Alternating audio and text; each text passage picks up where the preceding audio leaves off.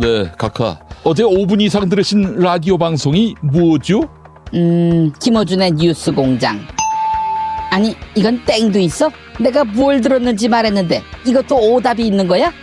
다시 묻겠습니다. 어제 5분 이상 들으신 라디오 방송이 뭐죠? 그러면 SBS 러브 FM 김용민의 정치쇼, KBS 1라디오 김용민 라이브. 그렇습니다. 7월 10일부터 22일까지 이어지는 지상파 라디오 방송 청취율 조사. 정답은 SBS 러브 FM 김용민의 정치쇼입니다. 아니, 왜 때리십니까? KBS 1라디오 김용민 라이브는 왜 빼? 응? 여러분의 많은 참여 성원 바랍니다.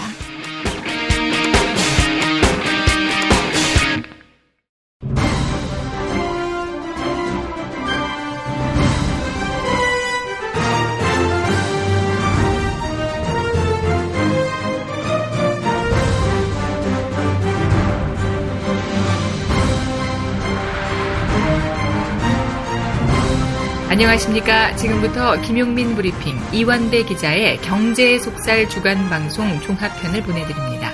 광고 듣고 시작하겠습니다.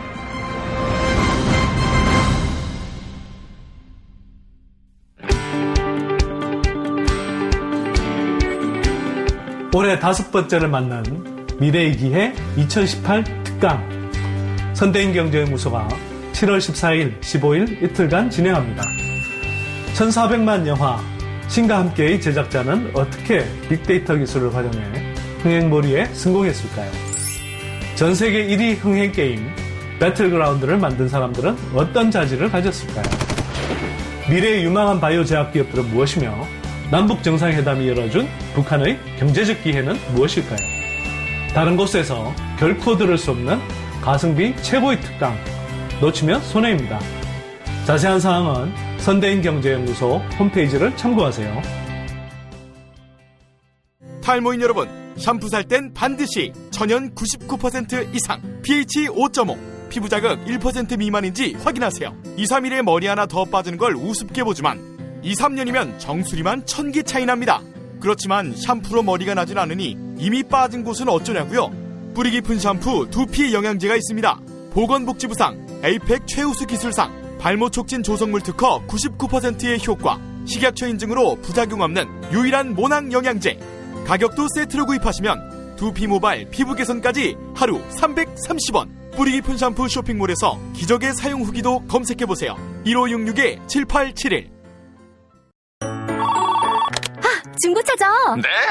그런데 이 차 진짜 있는 거 맞죠? 정말 이 가격에 살 수 있는 거죠? 아이, 그럼요. 빨리 오시면 됩니다. 여러분, 이거 다 거짓말하는 걸 아시죠? 더 이상 속지 마세요. 허위 매물에서 우리의 가족과 이웃을 지키는 더불어 중고차. 직영 정비소를 운영하여 더욱더 믿음이 가는 더불어 중고차. 카카오톡 검색창에 더불어 중고차를 검색하시거나 1661-3363, 1661-3363으로 전화주세요. 이제 월요일 방송분 함께 하시겠습니다.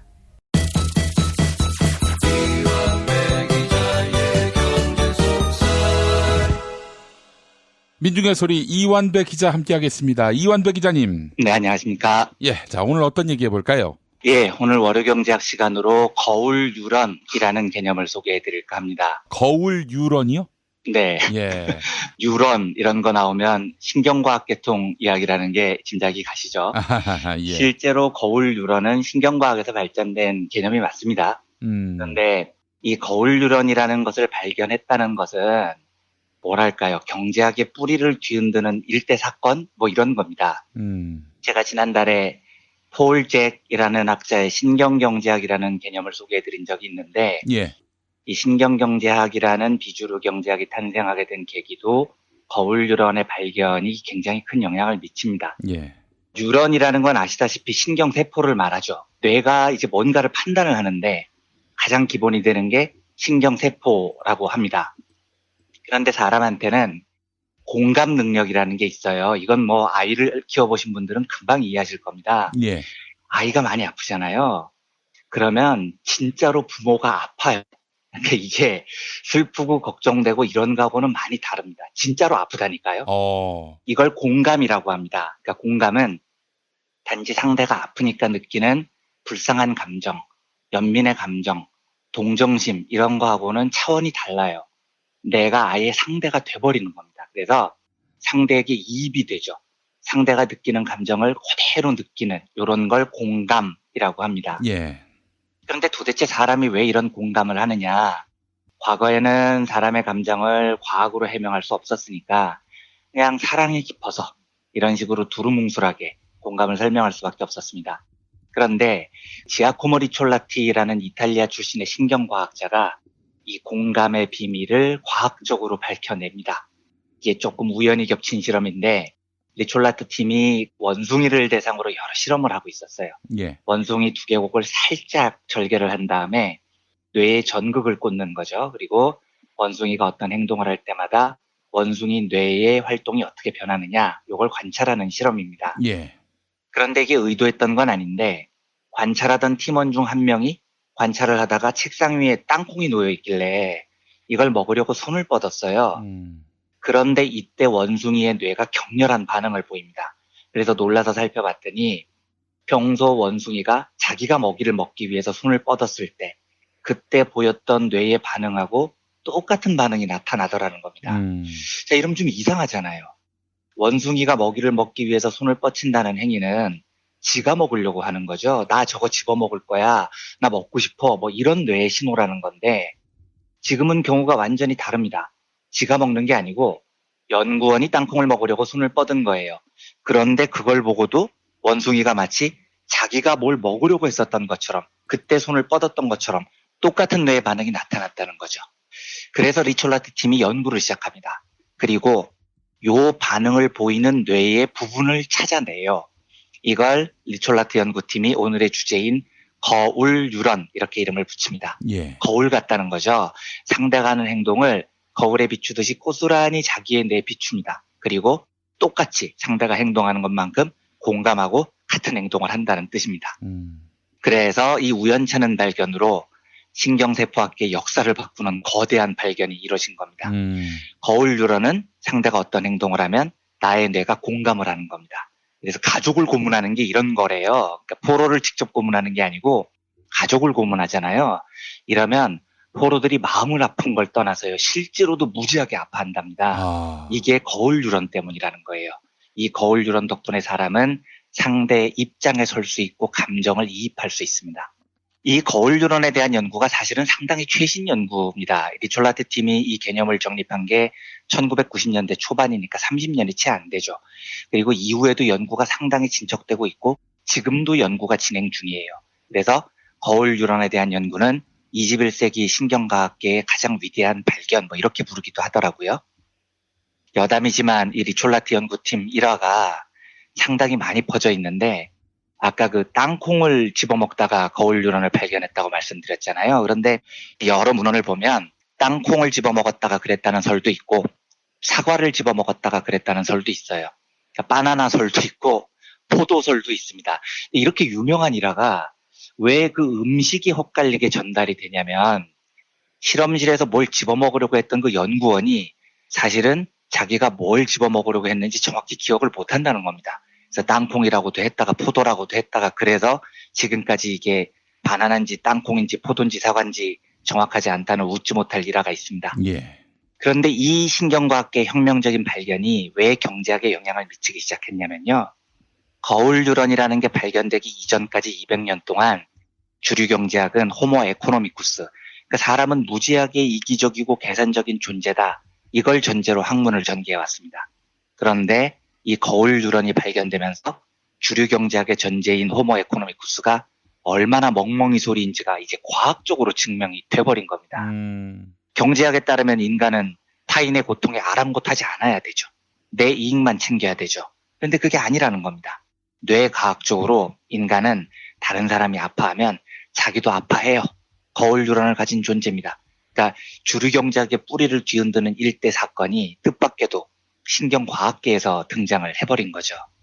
그래서 이때부터 많은 경제학자들이 호모 에코노미쿠스라는 말 대신에 호모 엠파티쿠스라는 말을 씁니다.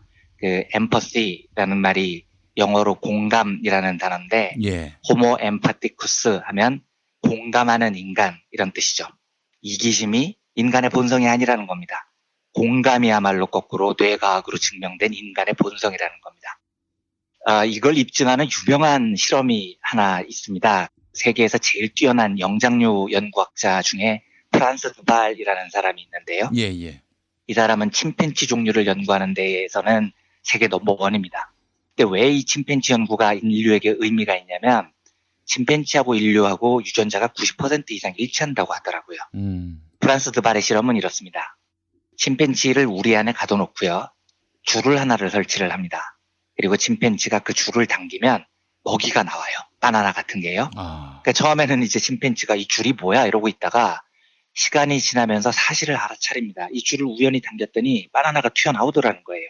몇 번 해보니까 이제 상관관계를 이해를 하죠. 그래서 침팬치는 배가 고플 때마다 줄을 당깁니다. 그런데 이 실험에는 또 다른 장치가 있어요. 옆방에 있습니다. 옆방은 투명한 창으로 돼 있고요. 침팬치가 그 옆방을 볼 수가 있습니다. 그리고 침팬치의 동료 침팬치가 그 옆방에 있어요. 그런데 줄을 당기면 바나나가 튀어나오는데 그 동시에 옆방에 있는 동료 침팬치한테 사육사들이 고통을 가해요. 그러니까 처음에 침팬치는 이걸 눈치를 못 챕니다. 줄을 당기면 먹이가 나오는 것까지는 이해를 하는데 옆방의 동료들이 왜 고통을 당하는지 처음에는 상황을 파악을 못하다가 점차 시간이 지나면서 사실관계를 파악을 해요. 내가 줄을 당기면 나는 먹이를 얻어요. 그런데 옆방의 동료는 고통을 당한다는 사실을 알게 되는 겁니다. 그러면 침팬치가 이 사실을 다 파악한 다음에 자기가 배가 고프다고 동료의 고통을 모른 채 하고 계속 줄을 당겼을까? 이게 프란스 드발이 관찰하고 싶었던 거예요. 그런데 실험을 해보니까 절대 그렇지 않다라는 겁니다. 침팬지는 끝까지 줄을 당기는 걸 거부해요. 심지어 굉장히 배가 고픈 상태에서도 줄을 당기지 않습니다. 왜냐하면 내 배고픔과 해결하는 것도 중요한데 그거보다 내 동료가 고통을 당하는 걸 참지 못하는 겁니다. 동료의 고통을 공감하고 있기 때문입니다. 예. 놀랍죠, 이게요. 그러니까 심지어 침팬지도 동료들의 고통을 전제로 동료를 짓밟으면서 자기의 이익을 챙기지 않는다는 겁니다. 거울 유런이라는 게 우리 뇌 속에 실존을 하고요. 이건 우리의 선천적인 능력이라는 거죠. 침팬지 때부터 이어져 왔던요. 어쩌면 종교를 믿으시는 분들은 그렇게 이해를 하셔도 될 것 같습니다. 이 공감 능력이야말로 신이 우리한테 준 소중한 선물 같은 거죠. 제가 오늘 이 이야기를 월요경제학을 통해서 말씀드리는 건 사실 그 지난주에 개인적으로 아주 슬픈 경험 하나와 사회적으로 아주 서글픈 현상 하나를 동시에 발견을 했어요. 비슷한 시기에요. 예. 제 개인적으로 슬픈 경험은 제가 사는 동네의 한 고등학교에서 고3 학생이 스스로 목숨을 끊었습니다. 근데 이게 굉장히 공개된 상가, 그러니까 제가 매일 오가던 상가예요. 오가던 상가 옥상에서 투신을 해서 아이고 세상에. 예, 지금 온 동네 사람들이 그 사실을 다 알게 됐습니다. 근데 이제 지금부터는 추정이에요. 지금 고등학생들이 기말고사를 볼 때입니다. 예. 근데 그 이름 모를 학생이 돌아가신 날이 기말고사를 본 첫날이에요. 우리 아들도 고등학교 2학년이니까 예. 아들 학교에서도 이야기가 너무 많이 퍼져서 아들한테 제가 물어보게 됐죠. 어떻게 된 거냐 물어봤더니 아들도 학교에서 놔두는 추정을 이야기를 해주는데 그 고3분이 공부를 꽤 잘하시던 분이셨는데 고3 1학기 성적이 수시 입시 비중의 50%를 차지한다고 하더라고요. 그러니까 제일 중요한 기말고사였던 겁니다. 그런데 그분이 시험을 망치고 절망을 해서 3년 동안 노력했는데 가장 중요한 시험을 망친 거죠. 그걸 절망을 해서 스스로 목숨을 끊었다. 이런 추정이 지금 나오더라고요. 근데 뭐가 팩트인지 여부를 떠나서 저는 이 소식을 듣고 진짜 주말 내내 너무 가슴이 아프더라고요. 진짜로 가슴에 통증이 왔습니다. 고2, 중2 두 자식을 기르는 아빠로서요. 네. 우리 교육이 아이들을 이렇게까지 죽음으로 내몰아야 하는지에 대해서 그 슬픔이나 아픔이 너무 크게 공감이 되는 겁니다. 근데 이제 아들이 토요일에 이러더라고요, 저한테. 아빠, 이거 방송에서 한번 다뤄주세요. 그래서 왜? 그랬더니 자기 너무 화가 난다는 거예요. 왜 우리가 공부 때문에 이렇게 죽어야 되냐는 거죠. 그래서 이 사건 이후에 아들이 다니는 학교에서도 선생님들께서 모여서 대책회의를 했답니다. 저희 딸이 다니는 중학교도 근처에 있으니까 그 학교에서도 대책회의를 했다는데 분당 일대 여러 학교들이 재발 방지 대책회의 이런 걸 한 모양이에요. 예. 근데 아들 말은 그런 거 해봐야 아무 소용없다는 겁니다. 한 며칠 동안 학교에서 좀 조심하다가 금방 다시 원래대로 돌아온다는 거예요. 교육이 아무것도 안 바뀐다는 겁니다. 그래서 아빠 방송에서 이야기 좀 해주세요. 좀 바뀌게요. 이렇게 이야기를 하는데 예. 이것도 너무 슬프더라고요. 그래서 제가 아들한테 아들 이거 아빠가 이야기한다고 나아지지 않는다. 수십 년째 이렇게 오는 이야기다. 미안하다. 아빠가 너희들한테 참 미안하다. 이렇게 이야기를 했습니다만 뭐라 그럴까요? 그러니까 청소년들의 아픔이요. 이거에 대해서 진짜 진지하게 기성사회가 공감을 좀 해야 됩니다. 우리나라 지금 청소년 자살률이 OECD 평균을 훌쩍 뛰어넘는 나라예요. 이런 지 아주 오래됐습니다. 청소년 사망 원인 중에 1위 자살이기도 하죠. 우리 아이들이 느끼는 고통, 불안, 초조, 이거 시험 때마다 느낄 겁니다. 예. 이게 이렇게 오래 지속이 되고 이렇게 많은 아이들이 목숨을 끊겠다고 결심을 하는데 이 문제가 지금까지 수십 년째 반복이 되는 건 기성사회가 그 아이들의 고통에 공감을 못한다는 반증입니다. 그렇지 않고서야 어떻게 이렇게 오랫동안 많은 아이들이 고통스럽게 스스로 목숨을 끊는데 이 사회가 방치가 됐겠습니까? 또 한 가지 제가 지난 주말에 굉장히 슬펐던 건 이건 아마 SNS로 많은 분들이 접하셨을 텐데 충북 제천 지역의 무슨 고등학교 기말 시험이라고 그러더라고요. 국어 시험인데 기말고사에 이런 문제가 나왔다는 거예요. 사후 가정 사고 뭐 이런 개념을 측정하는 문제라는데 보기가 이렇게 나와요. 만약 1분만 더 일찍 출발했다면 그 기차를 탈 수 있었을 텐데 요게 보기고요. 이 문장을 사후 가정했다는 걸 전제로 설명을 하라. 요게 보기고 그러면서 문제에 뭐가 나오냐면 그날 세월호를 탔다면 나도 죽었을 텐데 이게 보기에 나온 거예요. 그리고 이걸 풀이를 하라고 지금 시험 문제를 낸 겁니다. 근데 제가 이걸 보고 너무 참담한 겁니다. 제가 이 뉴스를 보고 그 출제를 하신 국어 선생님이 차라리 일배 꼴통이었으면 좋겠다는 생각이 들었습니다. 그러니까 출제자가 일배 꼴통이면 열받는 거죠. 일배 새끼들 진짜 개새끼들 이렇게 화를 내면 됩니다. 화가 물론 많이 나지만요. 예. 근데 제가 진짜 걱정되는 건 이 선생님이 그냥 아주 정상적인 선생님이면 어떡하지? 이런 걱정이 드는 겁니다. 이 걱정 때문에 잠이 안 오더라고요. 만약에 이 선생님이 정상적인 선생님이라면 아주 정상적인 학생을 가르치는 교사가 공감 능력이 너무 심하게 없는 겁니다. 너무 슬프지 않습니까? 그러니까 이 방송을 들으시는 분들 중에 많은 교사분들이 있다는 거 제가 잘 아는데요. 제가 절대 그 선생님들께 드리는 말씀이 아닙니다. 아닌 분들이라는 거 다 알아요. 그런데 제가 우리 일반적으로 공교육 현장을 보면서 진짜 슬펐던 건 아이들이 느끼는 슬픔, 고통 이런 거에 대해서 총괄적으로 우리 공교육이라는 곳이 제가 보기에 공감 능력이 아주 많이 부족해요. 이게 제가 저를 너무 이렇게 슬프게 만드는 겁니다. 어떤 아이가 있어요. 그 아이가 성적이 안 좋습니다. 죽고 싶어요. 그럴 수 있잖아요. 죽고 싶은 마음이 들 수 있잖아요. 찢어지는 고통일 거잖아요. 그런데 청소년 주위에서 그 고통을 누군가가 공감한다면요. 부모든 교사든 하여튼 누구든요. 예. 그 고통을 함께 느끼고 아파한다면 그 아이를 살릴 수 있지 않았겠습니까? 예. 교육 현장에서 벌어지는 공감의 부족 문제를 정말로 좀 진지하게 고민을 해봐야 됩니다. 한국 사회가요. 제가 진짜로 웃긴 코미디를 하나 소개해드리고 오늘 이야기를 마무리하겠습니다. 예. 자본주의 주류 경제학이 200년 동안 호모 에코노미쿠스라는 걸 전제로 이기적인 사회, 경쟁의 사회, 공감 따위는 개나 져버려 뭐 이런 식으로 부추겨 왔는데 그게 사실이 아니라는 건 지금 말씀드린 바와 같습니다. 신경과학에 의해서 우리는 거울 유런을 가지고 있고요. 타인의 고통에 아파하는 존재입니다. 이건 과학적으로 밝혀진 거예요. 그래서 우리는 호모 에코노미쿠스가 아니라 호모 엠파티쿠스, 공감의 인간이라는 겁니다. 그런데 이제 궁금한 건 그렇다면 왜 지금 우리가 사는 자본주의 사회에서 사람들의 공감 능력이 이렇게 부족해졌을까? 이게 궁금해지잖아요. 이 질문에 대한 답의 단초를 알려주는 유명한 경제학적인 실험이 하나 있습니다. 예.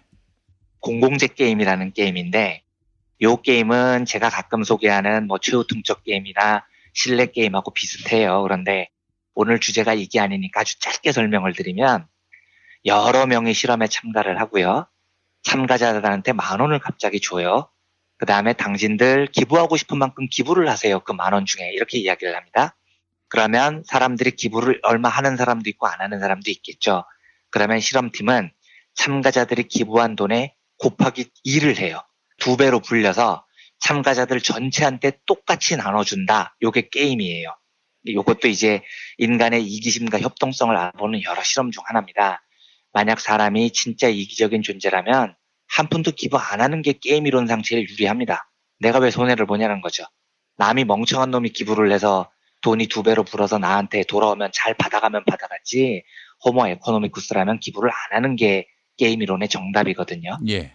근데 뭐 실제로 게임을 해보면 많은 사람들이 기부를 합니다. 평균 40에서 한 60% 정도 기부를 한다고 나와요. 인간이 호모 에코노미쿠스가 아니라는 사실이 이 게임에서도 증명이 되죠. 근데 진짜 코미디가 뭔지 아십니까? 보통 대부분 집단을 상대로 이 실험을 해보면 대부분 사람들은 10,000원 공돈이 생기면 한 4,000원에서 6,000원 정도를 기부를 합니다. 그런데 경제학 전공자들을 대상으로 이 실험을 하잖아요. 그러면 기부하는 금액이 뚝 떨어져요. 20%밖에 기부를 안 합니다. 이게 제랄드 마웰하고 러스 에임스라는 경제학자들이 여러 경제학도들을 대상으로 실제로 실험을 해본 거예요. 이 말은 무슨 말이냐면 우리가 사는 사회에서 제일 이기적이고 제일 협동 안 하고 제일 무임승차를 많이 하는 지식인들이 누구인 줄 아십니까? 그 사람들이 바로 우리가 사는 자본주의 사회를 설계한, 이데올로기를 만든 그 빌어먹을 놈들의 주류 경제학자들이라는 겁니다. 자본주의 사회에서 인간의 공감 능력이 왜 이렇게 파탄이 났느냐? 저는 이 문제에 대해서 진짜 경제학의 속된 말로 생식기 잡고 한참 반성해야 된다고 생각하는 사람입니다. 선천적인 공감 능력을 이기적인 인간들, 경쟁적인 사회로 만든 사람들이 바로 경제학이에요. 경제학자들입니다. 그리고 자본주의 시스템입니다. 승자가 이기는 건 당연해, 패자가 죽는 건 당연해. 200년 동안 이 지랄을 해오니까 지금 수많은 패자들이 절망 속에서 죽음에 내몰리는데 공감을 안 하는 사회를 경제학이 만들어버린 거예요. 여기에 대해서 책임을 져야 됩니다. 경제학은요. 니들이 자본편에 붙어서 떡고물이라도 얻어먹으려고 경쟁 거리고 다닐 때 죽어나간 사람이 수십만 수백만이라고요. 그 패자들의 죽음을 경제학은 도대체 어떻게 감당을 하려고 하는 겁니까? 예. 그래서 저는 호소를 하고 싶은 겁니다. 제발 아무리 우리가 사는 사회가 자본주의라도 공감을 좀 하고 살자고요. 누군가가 고통을 당하면 함께 아파하는 게 정상인 겁니다. 그게 우리 본능이고 천성이에요. 거울주라는 게 우리한테 있습니다. 그런데 자본과 자본주의와 자본주의를 지탱하는 주류 경제학은 탐욕에 눈이 멀어서 이런 공감의 본성을 파괴하죠. 그리고 남을 짓밟는 것에 열광하는 사회를 만들어놨습니다. 이거 정말 눈물나게 슬픈 겁니다. 제가 주말에 기분이 좀 많이 우울해서 오늘 좀 월요 경제학이 우중충했는데 용서를 구하겠습니다. 그런데 부디 우리 사회가 호모 엠파티쿠스, 공감의 인간을 좀 복원하고요. 타인의 고통에 함께 아파하는 그런 사회가 됐으면 좋겠습니다. 그런 바람으로 오늘 거울 유런과 경제학에 관한 이런저런 이야기를 나눠봤습니다. 네, 오늘 한 번도 언급하지 않으셨지만 조양호, 박삼구 이 두 사람이 명심해야 할 그런 내용이 다 담겼네요. 그런데 기대가 너무 안 되네요. 걔네들한테는요. 걔네들을 인간으로 보기가 참 어려워서 기대가 참 안 되긴 합니다. 걔네들한테는. 참담했던 지난 한 주였습니다. 예, 자 이완배 기자님 오늘 말씀 잘 들었습니다. 네, 감사합니다. 운전자를 위한 꿀팁 7,000원 운전자 보험 카페. 알고 계세요? 교통사고가 나면 형사합의금, 벌금, 변호사 비용 이거 자동차 보험에서는 보장 못해요. 운전자 상해까지도 책임져드리는 7,000원 운전자 보험 카페. 버스, 택시, 트럭 등 영업용 차량 운전자를 위한 12,500원 운전자 보험 카페도 있습니다. 실손, 부모님 건강, 자녀 보험도 안내해드립니다. 02849-9730 연중 무휴라 언제든 02849-9730. 아이고 무릎이야. 주사도 맞고 무릎 보호대도 이것저것 써봤는데 효과가 없네. 무릎펜 몰라? 무릎펜? 무릎펜이라고 이번에 새로 나온 무릎 관절 보호대야. 우리 부모님도 무릎펜 사용하시고 운동하는 재미에 푹 빠지셨어. 어디서 살 수 있어? 네이버에서 무르펜을 검색 후 쇼핑몰에서 구매하시고 상담은 010-2255-4489 최 과장을 찾아주세요. 이제 화요일 방송분 함께 하시겠습니다.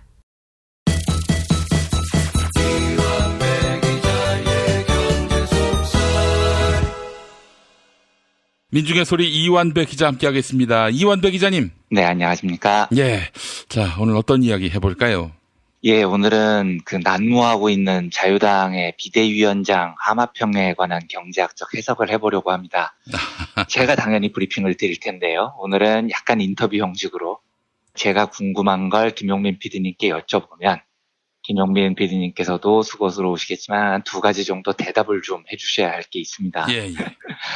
저는 솔직히 자유당에서 비대위원장이 누가 되건 아무런 관심이 없어요. 제가 정할못이기도 하고 누가 된들 별 상관도 없을 것이다 이런 생각도 있는데 또 그리고 왜 그런 하마평이 나돌고 뭐 인물별로 어떤 의미가 있는지에 대해서는 당연히 저보다 김성애 보좌관님께서 훨씬 깊이 있게 해설을 해주실 것이기 때문에 그래서 더 관심이 없었습니다. 그런데 우연히 뉴스를 보니까 지금 하마평에 오르는 사람들 중에 이회창, 정의화, 김형호, 박관용 요 정도면 누가 돼도 상관이 없는 인물들 같아요. 예. 김진명, 이문열 요까지도 뭐 거기서 알아서 하시면 되는 겁니다. 예. 근데 이정미 전 헌법재판관까지 오면 조금 많이 나왔고요. 최장집 고려대 명예교수나 도올 김용옥 선생까지 가면 심하게 나간 겁니다. 여기에 개그맨 김재동 씨나 팟캐스트계의 슈퍼스타인 김용민 PD까지 거론이 지금 된다고 해요. 진심으로 축하드립니다.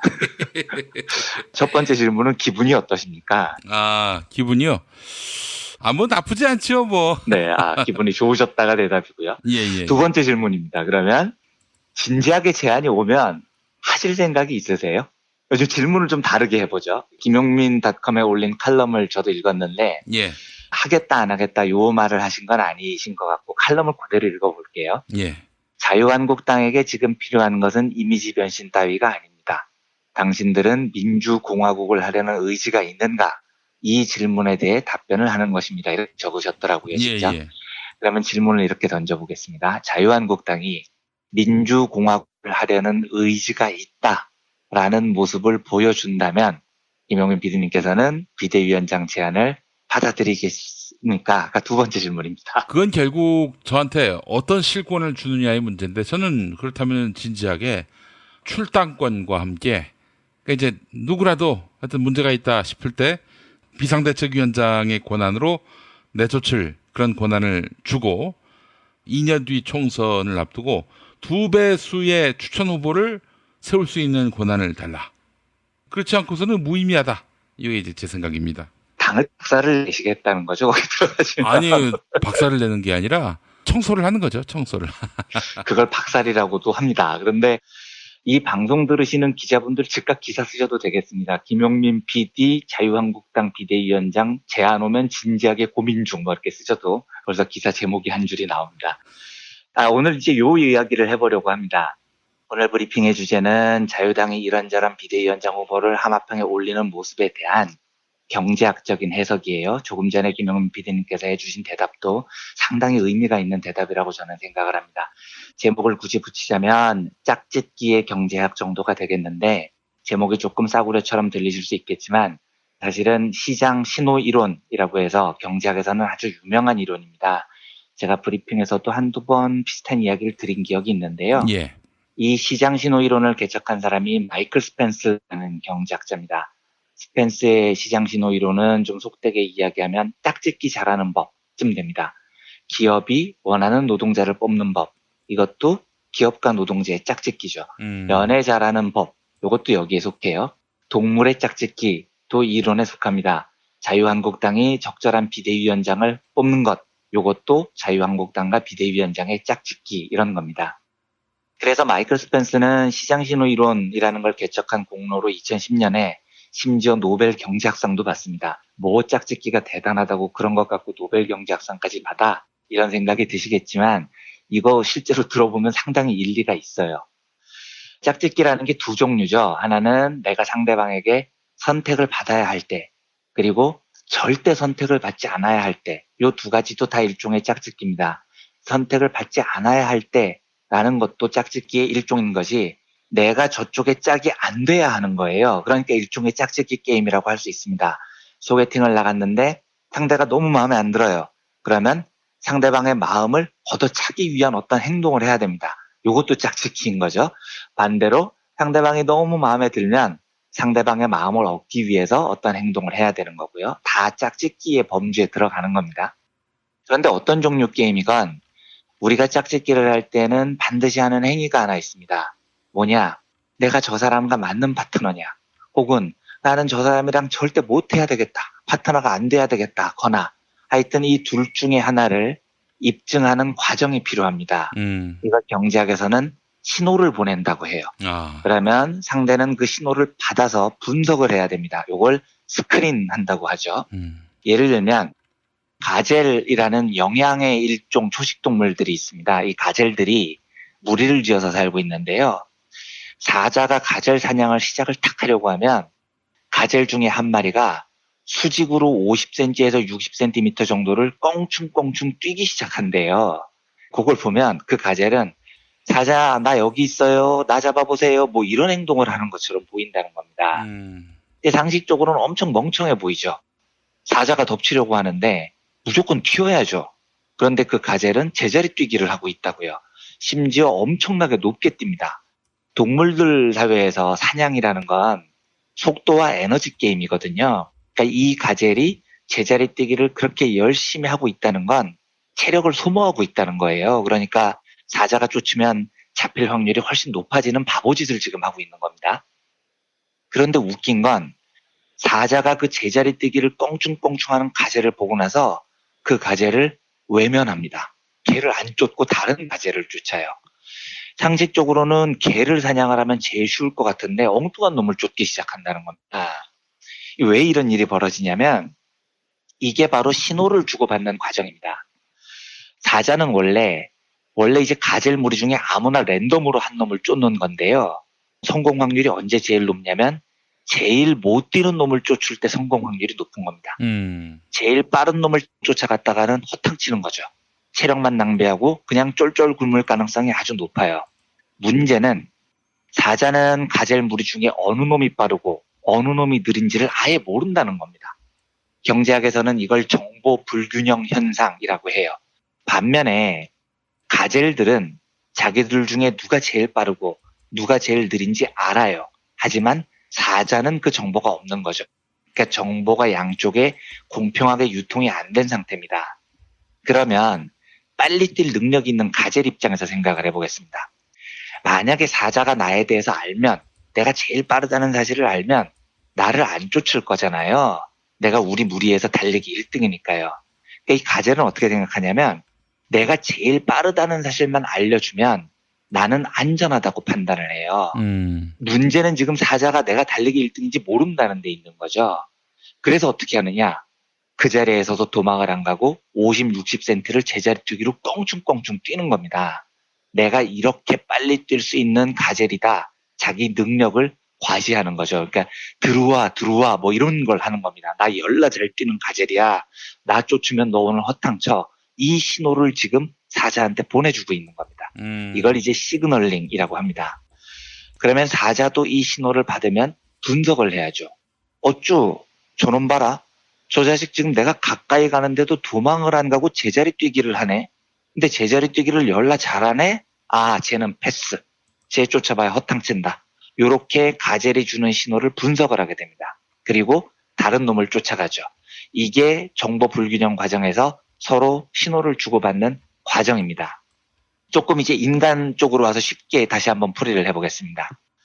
영화 나쁜 놈들 전성시대라는 거 있죠. 유명한 느와르물인데 여기에 보면 최민식 씨가 경찰에 잡혔을 때 경찰관이 앉아 임마 이러면서 반말을 합니다. 그러니까 최민식 씨가 어떻게 얘기하냐면 그거 내보다 나이도 어린 것 같은데 반말하지 맙시다 이래요. 그러니까 경찰관이 뭘 잘했다고 떠들고 있어 앉아 임마 하고 최민식 씨 머리를 갈겨요. 이때 최민식이 갑자기 이 새끼가 어디다 대고 손찌검이야 건방지면서 경찰관을 한 대를 확 팹니다. 이것도 신호를 주는 거예요. 그때 경찰에 잡힌 여러 깡패 무리들이 있죠. 그런데 그 중에 깡패들끼리는 알아요. 누가 높은 놈들과 연줄이 있고 누가 영향력이 센 놈인지 알죠. 깡패들은 최민식이 제일 영향력이 있다는 걸 알고 있어요.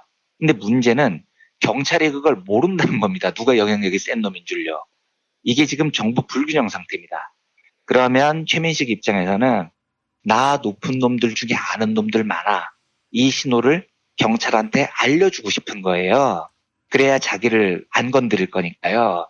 경찰 입장에서는 굳이 센 놈을 건드릴 이유가 없잖아요. 약한 놈들 건드리면 되니까요. 예. 그래서 최민식은 내가 얼마나 센 놈인지 보여줘야 되는데 마땅한 방법이 없습니다. 그러니까 경찰을 후드로 패는 겁니다. 나한테 함부로 하지 마. 나 엄청 센 놈이야. 이런 시그널을 보여주죠. 근데 여기서 중요한 게 있습니다. 신호를 보낼 때 신호에는 두 가지 종류가 있어요. 하나는 값 비싼 신호, 이제 정확한 경제 용어로는 코스틀리 시그널, 비용이 많이 드는 시그널이라고 합니다. 요게 있고요.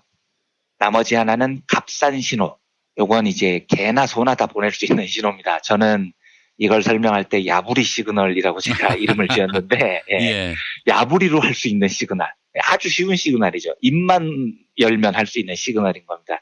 이런 두 종류가 있습니다. 그런데 상대방에게 내 신호를 보낼 때는 이 야부리 시그널, 개나 소나 다 입으로 할 수 있는 신호는 백날 보내봐야 소용이 없습니다. 말로 떠드는 걸 누가 믿냐고요.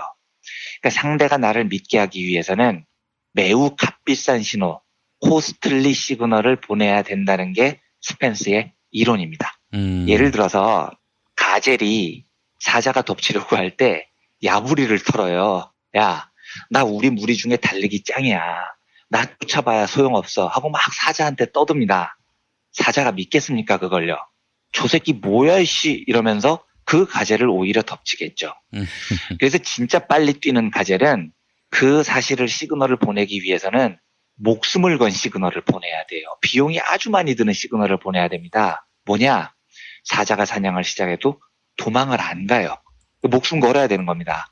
그리고 50cm, 60cm 껑충껑충 뜁니다. 요것도 상당한 에너지 낭비이기 때문에 굉장히 위험한 전술이에요. 하지만 이렇게 위험한 전술을 택해서 목숨을 건 시그널을 보내면 사자가 알아듣는 겁니다. 아, 쟤는 진짜 빨리 뛰는 놈인가 보네. 내가 가까이 가도 도망도 안 가고 제자리 뛰기를 하는. 쟤는 진짠가 보다. 포기. 이렇게 되는 겁니다. 최민식 씨도요. 많은 분들이 그 최민식 씨가 그때 풀려 나온 대목에서 요 명대사만 기억하잖아요. 느그 서장 남천동 살제 뭐 내가 임마 느그 서장하고 임마 어저께도 밥도 먹고 사우나도 가고 임마 다 했어 임마 요것만 기억을 하잖아요. 예. 그런데 신호 이론에 따르면 경찰이 최민식한테 쫄게 된 계기는 그 야부리가 아니에요. 영화를 잘 보십시오. 어디서 경찰이 쫄기 시작하냐면 최민식이 경찰관 얼굴을 갈길 때 이미 승부가 나버립니다. 피의자가 경찰관을 팬다는 건 엄청난 코스틀리 시그널입니다. 이건 뭐 제대로 따지면 경찰관 폭행죄, 공무집행방해 다 추가되는 거죠. 그리고 그때가 1980년대라 만약에 경찰관을 폭행했는데 그게 허세잖아요. 블러핑이면 걔는 유치장에서 경찰관한테 죽는 겁니다. 엄청난 모험인 거예요. 그런데 최민식은 그걸 해요. 그 순간 경찰들이 최민식을 알아보는 겁니다. 와, 얘는 건드리면 안 되는 놈이구나. 이 시그널을 받는 거죠. 예. 반대로 최민식이 야부리 시그널만 했어요. 거기서 개나 소나 다 할 수 있는 말로만 하는 시그널만 보냈다면 경찰관이 안 믿습니다. 경찰관을 패는 과정 없이 내가 너그 서장하고 임마 밥도 먹고 임마 이러면 경찰관은 뭐라는 거야 이 새끼가. 나는 어제 대통령하고 사우나 갔다 왔어 이 새끼야. 트럼프가 내 친구야 이러면서 더 패는 겁니다. 그러니까 말로 야부리 터는 건 소용이 없는 거예요. 상대에게 내 마음과 정보를 주기 위해서는 매우 비용이 많이 드는 값비싼 신호를 보내야 된다. 이건 자연세계에서 우리 주변에서 정말 널려 있습니다. 사랑하는 이성한테 나도 너무 사랑해 아무리 이야기해봐도 소용이 없는 거죠. 요건 누구나 보낼 수 있는 값싼 신호니까요. 이게 뭘 해야 되겠습니까? 남이 못하는 걸 해야 돼요. 엄청난 이벤트, 63빌딩 옥상에 선영아 사랑해 이런 걸 붙여야 됩니다. 이런 값비싼 신호를 보내줘야 상대가 아 저 사람이 나를 진정으로 사랑하는구나 라는 걸 느끼죠. 공작새라는 새가 있잖아요. 그 수컷 꽁지 깃털이 엄청 화려하죠. 예. 근데 자연적으로 보면 그거 무지하게 위험한 겁니다. 일단 무거워요. 이 꽁지 깃털이. 에너지 소모도 많습니다. 그걸 달고 다니면요. 그리고 천적한테 눈에도 잘 띄어요. 하지만 공작새 수컷이 암컷에게 가서 너 나랑 짝짓자 이 시그널을 주기 위해서는 그 위험을 감수해야 됩니다. 코스틀리 시그널을 보내줘야 되는 거죠. 그 위험도 감수 안 하고 암컷한테 가서 나 멋지지 이러면은 안 멋져 임마 이렇게 뺀지 맞고 돌아오는 겁니다. 지난 선거에서 자유당이 폭망을 했죠. 그리고 뭔가 개선을 하겠다고 합니다. 그래서 이제 최장집 선생님, 도올 선생님, 김재동 개그맨, 김용민 PD님까지 비대위원장 유입설이 나와요. 자, 그러면 비대위원장에서 거론되는 사람들 입장에서 생각을 해보십시오. 김용민 PD님께서는 본인 입장에서 생각을 해보시면 됩니다. 지금 이게 완벽한 정보 불균형 상태예요. 자유당이 정말로 뼈를 깎는 혁신을 할 의지가 있는지 아니면 흉내만 내려고 하는지 비대위원장 후보들은 몰라요. 이걸 아는 사람은 자유당 애들만 진실을 알고 있는 겁니다. 근데 만약에 자유당이 정말로 뼈를 깎는 혁신을 하고 싶다고 치겠습니다. 그러면 이 신호를 줘야 돼요. 진보적인 명망가들한테요. 이때 무슨 신호를 줘야 되느냐? 야부리 시그널을 주면 백날 소용이 없다는 겁니다. 값비싼 신호를 줘야 상대가 믿는 겁니다. 그래서 자유당에 신호를 준답시고 국회 앞에서 무릎을 꿇고 플래카드를 걸어요. 반성합니다. 이 자유당 애들이 잘하는 짓이잖아요. 믿는 사람이 있겠습니까? 아무도 안 믿는 겁니다. 왜냐? 그게 바로 야부리 시그널이거든요. 무릎 꿇는 거 아무나 다 할 수 있는 거잖아요. 김용민 PD님께서 올리시는 글을 보면 이런 대목이 있죠. 자유한국당에 지금 필요한 것은 민주공화국을 하려는 의지가 있는가? 이 질문이죠. 그리고 아까 김용민 PD님께서 이렇게 이야기를 하시죠. 나한테 전권을 준다면, 그러니까 다 쫓아낼 수 있는 권한, 2배수로 사람을 물갈이할 수 있는 권한을 준다면 나는 맡을 용의가 있다. 이렇게 이야기를 하셨잖아요. 예. 경제학적으로 굉장히 현명한 신호 받는 방법을 지금 말씀해 주신 거예요. 걔네들이 김용민 PD님 집 앞에 가서 무릎 꿇고 진짜 우리 혁신할게요. 아무리 야부리 털어도 절대로 믿을 이유가 없는 겁니다. 하지만 정말로 김용민 PD님을 믿게 하려면 걔들은 어떤 값비싼 시그널을 줘야 되느냐. 우리 비대위원장 맡아주세요. 우리 국회의원들 전부 물갈이할 권한을 드릴게요. 우리 다음 공천 때 2배수 싹 다 물갈이할 권한을 드릴게요. 이 정도의 시그널을 준다면 이건 진짜로 민주공화국을 하려는 의지가 있다는 시그널이 되는 겁니다. 값비싼 신호가 되는 거죠. 제 개인적인 생각에 김용민 PD님 말씀을 듣기 전까지는 이렇게 생각을 했어요. 자유당이 만약에 진보적 명망가들을 모시려고 한다면 최소한 국회의원 전원 사퇴 권한, 국회의원 전원 사퇴하겠다는 자기들의 자발적인 발표, 이 정도가 있어야 저는 코스틀리 시그널 정도라고 생각을 했습니다.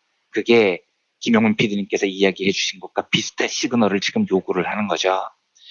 공작새도 목숨을 걸고요. 꽁짓짓을 해서 날개짓을 합니다. 가젤도 목숨을 걸고 제자리 점프를 해서 사자한테 신호를 줘요. 그러면 자유당 놈들도 뭔가 정말로 훌륭한 비대위원장을 얻고 싶으면 그 정도의 비중 있는 시그널을 보내야 됩니다. 뭘 맨날 날로 먹으려고 그러면 안 되는 겁니다. 고작 무릎 꿇고 야부리 터는 걸로 우리 개혁하겠어요라는 시그널을 준다고 생각을 하면 말도 안 되는 소리인 거죠. 진정으로 정치인이 국민들에게 나 변화하겠습니다 라는 진심을 보여주고 싶으면, 그 시그널을 주고 싶으면 그건 말이 아니고 자기 희생에 준하는 값비싼 신호를 보내야 됩니다. 하도 자유당 계열이 오랫동안 개판친 게 많아서 얘들은 이제 어지간한 신호를 보내도 국민들이 믿지 않아요. 진짜로 값비싼 신호를 보내야 됩니다. 김용민 PD님께서 말씀하셨듯이 당 국회의원들 전원이 물갈이 될 수 있는 이 정도 신호를 줘야 믿는 거죠. 그런데 만약에 그걸 못 보낸다. 진심이 없는 겁니다. 별것도 아닌 깡패가 경찰서에 와서 내가 임마 대통령 친척인데 임마 하고 야부리 떨고 있는 거죠. 그러면 한 대 맞을 거 3대 맞고 5대 맞는 거예요. 최근에 자유당 쪽에서 비대위원장 하마평을 날리면서 보내는 시그널이 제가 보기에는 너무 한심하고 웃깁니다. 그래서 한참 지켜보고 있는 중입니다. 얘들이 정말로 어느 정도 시그널을 보낼 수 있을지요. 굉장히 제 전망으로는 부정적이지만 하여간 영화 보듯이 흥미롭게 관전을 해보면 좋을 것 같습니다. 정말로 개혁의 의지를 가진 시그널을 보여준다면 김용민 PD님께서도 비대위원장을 맡을 용의가 있다고 하셨으니까 제가 개인적으로 친분 있는 사람으로서 마음을 담아서 한마디를 드립니다. 화이팅 하십시오. 알겠습니다. 이완배 기자님 오늘 말씀 잘 들었습니다. 네, 감사합니다. 골반 잡자 바로 잡자 바디로직 허리 통증 바로 잡자 바디로직 몸매 교정 바로 잡자 바디로직 자세가 좋아지는 골반 교정 타이즈 바디로직 검색창에 골반 교정 바디로직 삐딱한 남성 골반 허리에도 역시 바디로직입니다. 바디로직의 효과를 못 느끼셨다면 100% 환불해드립니다. 자세한 환불 조건은 홈페이지를 참조하세요. 스페이드 퀴즈입니다. 돌잔치, 칠순잔치, 가게 홍보, 체육대회, 창사기념일. 정답 기념품. 문제를 끝까지 들으셔야죠. 이럴 때 사용하는 판촉물이나 기념품, 답례품, 단체 선물 등을 취급하는 전문업체로서 국민을 위해 제대로 일하는 언론과 정당에 후원을 하는 판촉물 전문업체는 어디일까요? 정답 네피알. 네? 어디라고요? 네피알. 네, 정답입니다. 판촉물이나 단체 선물이 필요할 때 이왕이면 우리 편 회사 네피알을 찾아주세요. 인터넷 검색창에 네피알을 치시거나 032-519-4800으로 전화주시면 친절하게 상담해드립니다. 그런데 상품은 뭔가요? 네피알에 가서 고르세요. 3만 가지가 넘는 물품이 있어요. 이제 수요일 방송분 함께 하시겠습니다.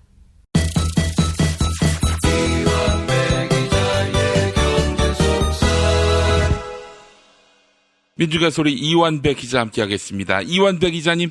네, 안녕하십니까. 네, 오늘 어떤 이야기 해볼까요? 예, 오늘은 지난주에 아시아나항공 박삼구 회장 리더십 문제를 다루면서 시간이 부족해서 생략했던 기내식 사태의 원인을 짚어보려고 합니다. 예. 저는 박삼구 회장을 생각할 때마다 떠오르는 강력한 단어가 무능입니다. 대한항공 조간의 일가를 떠올리면 악마라는 단어가 떠오르죠.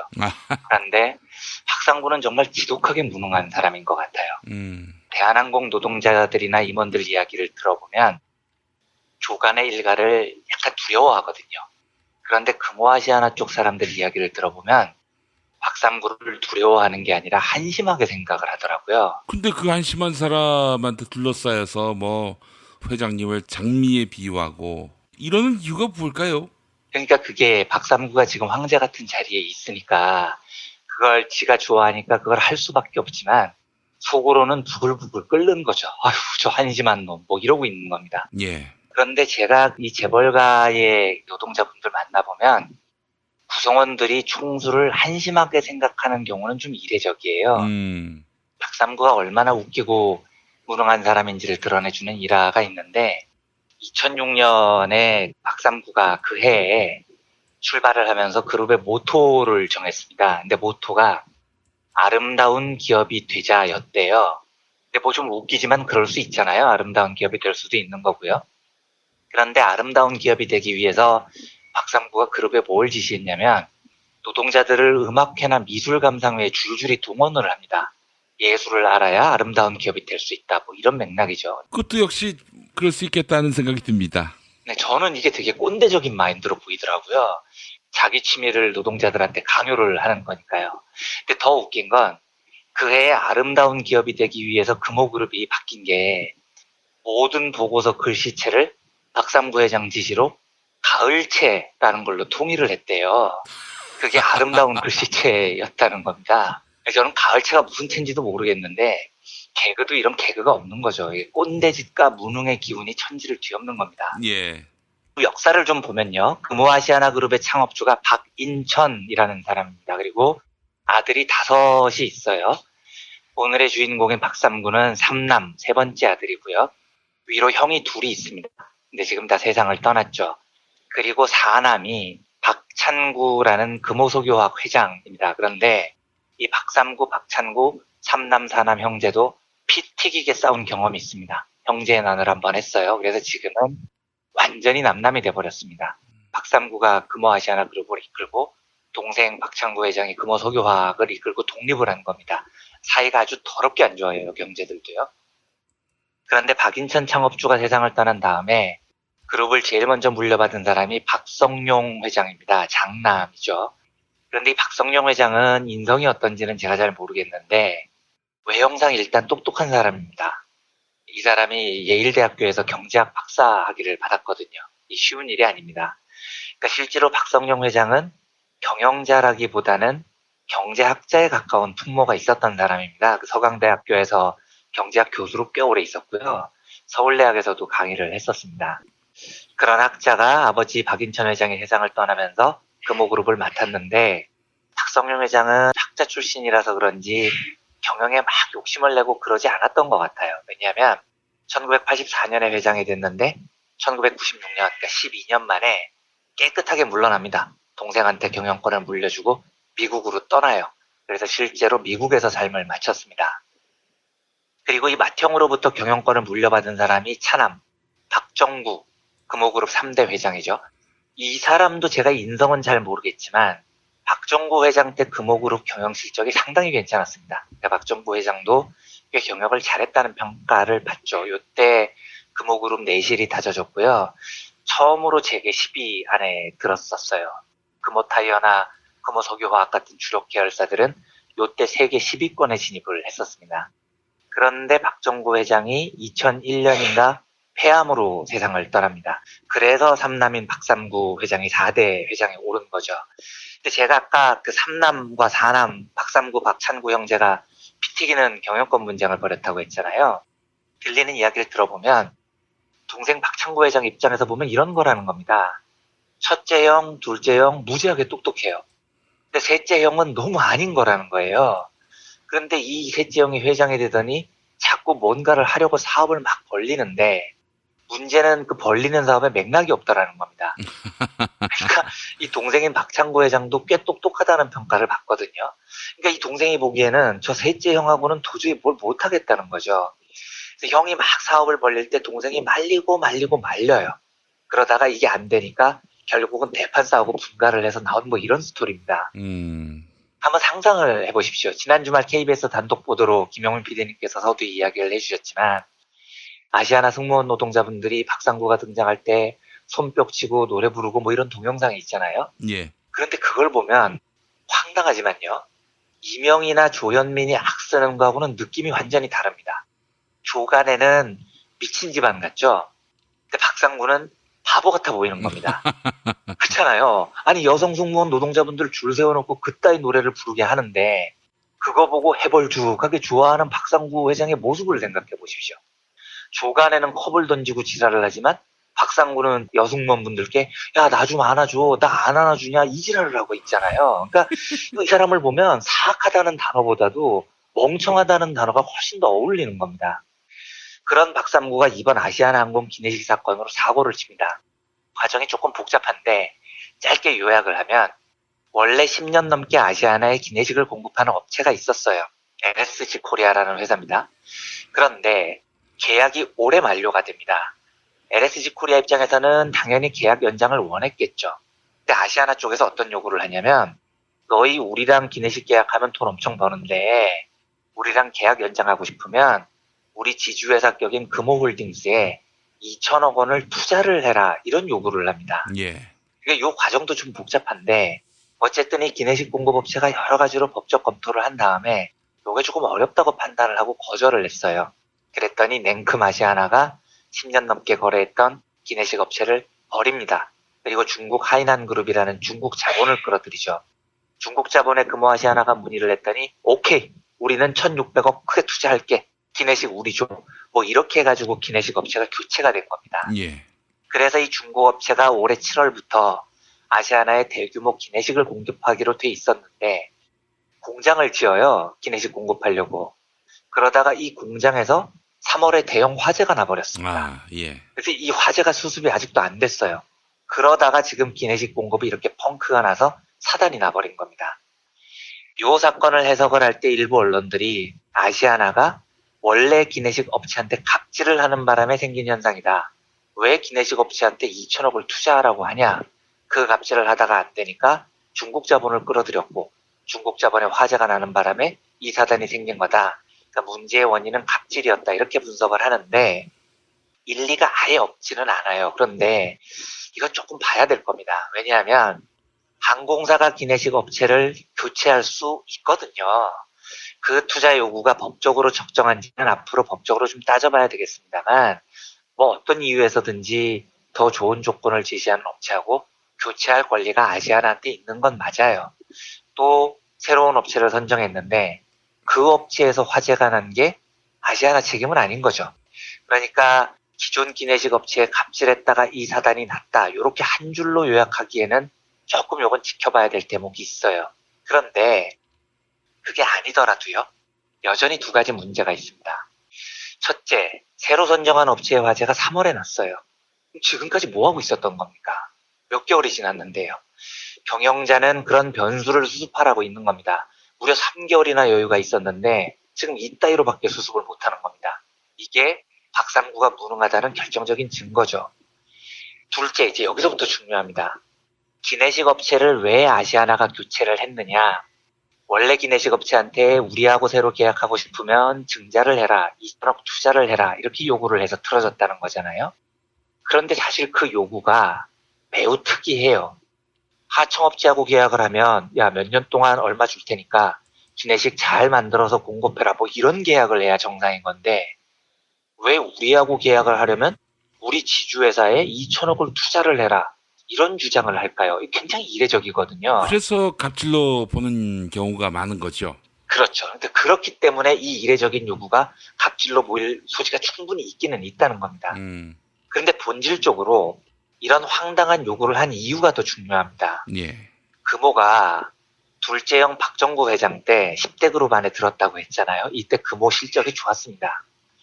그런데 박정구 회장으로부터 경영권을 물려받은 박상구도 엄청나게 10대 그룹에 집착을 했어요. 형이 했던 걸 자기가 하고 싶었던 겁니다. 그러니까 자기는 무능한데 욕심이 많았던 거죠. 제가 아까 박상구 회장의 경영을 보면 앞뒤가 안 맞고 맥락이 없다고 했지 않습니까? 예. 2006년에 박상구 회장이 갑자기 대우건설 인수전에 뛰어들었습니다. 근데 이게 진짜 맥락이 없는 투자였어요. 왜냐하면 금호는 운수하고 석유화학이 중심입니다. 근데 갑자기 건설을 왜 하냐고요. 유일하게 설명이 되는 이유가 뭐였느냐. 금호가 대우건설을 인수하면 단번에 재계 10위 안에 들어간다 이거였습니다. 그러니까 박상구가 이 10이라는 숫자에 이상하게 집착을 하더라고요. 그 숫자가 뭐라고요? 밑도 끝도 없이 건설회사 인수에 나섭니까? 그해 연초에 박상구 회장이 기자회견에서 이렇게 말을 합니다.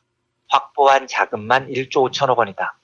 대우건설을 인수해서 반드시 아름다운 기업으로 거듭나겠다. 이렇게 발표를 해요. 아니 근데 대우건설 인수하는 거하고 아름다운 기업하고 뭔 상관이냐고요. 그냥 가을채나 주구장창 연습할 것이지 이상한 짓을 벌려버린 겁니다. 제가 왜 이걸 정색을 하고 이야기를 하냐면요. 당시 금호의 여건이 대우건설을 인수할 상황이 전혀 되지 않았어요. 금호그룹은 2005년 기준으로 그룹 전체 매출이 11조 원이었습니다. 순이익이 5천억 원 정도밖에 안 됐습니다. 그런데 대우건설은요. 수주 잔액만 22조 원이 당시 넘었어요. 업계 1위의 건설 기업이었습니다. 예. 그러니까 이걸 금호가 먹는다는 건 한마디로 새우가 고래를 먹겠다고 나선 겁니다. 근데 박삼구가 재계 10이라는 숫자에 미쳐서 이때 무슨 짓을 하냐면 대우건설의 당시 그 전문가들이 예상했던 적정 매각 가격이 3조 원 정도였거든요. 그런데 박상구가 입찰 가격으로 얼마를 써내냐면 6조 6천억 원을 써냅니다. 엄청나게 질러댄 거예요. 그룹 전체 매출이 11조짜리인데 6조 6천억을 들여서 건설회사를 사는 게 말이 앞뒤가 아예 안 맞는 거죠. 예. 진짜 멍청한 게 많네요. 보니까. 예, 말이 안 되는 멍청한 짓을 10이라는 숫자에 매달려서 질러버린 겁니다. 그런데 박삼구가 그해 연초에 1조 5천억 원 실탄 마련했다고 큰 소리를 뻥뻥 쳤거든요. 실제로 6조 6천억을 질러야 되는데 1조 5천억 원 가지고는 택도 없었던 겁니다. 그래서 박삼구 회장이 별의별 방법을 다 동원해서 외부에서 투자를 받아요. 그런데 투자자들이 바보가 아니잖아요. 이걸 6조 6천억 들여서 사면 너무 비싸잖아요. 그러니까 우린 못하겠다. 이렇게 빠지는 투자자들이 많았습니다. 이러니까 박삼부 회장이 또 투자자들 꼬신다고 어마어마한 혜택을 투자자들한테 약속을 합니다. 만약에 투자를 했는데 손해가 나면 금호가 다 물어주고 이상한 옵션을 막 걸어놨어요. 그래서 억지로 투자금을 다 유치해냈습니다. 그리고 또 한 가지요. 계열사들을 총동원합니다. 계열사 자산을 담보로 해서 은행에서 1조 원가량의 돈을 빌려요. 그러니까 대우건설 먹고 재계 시비에 오르겠다고 그룹의 운명을 건 또라이 짓을 여기서 해버린 겁니다. 그래서 결국 금호가 대우를 삼킵니다. 그런데 어떻게 됐느냐? 2008년 금융위기 직격탄을 맞아요. 아이고 세상에, 먹었는데 금융위기가 온 거예요.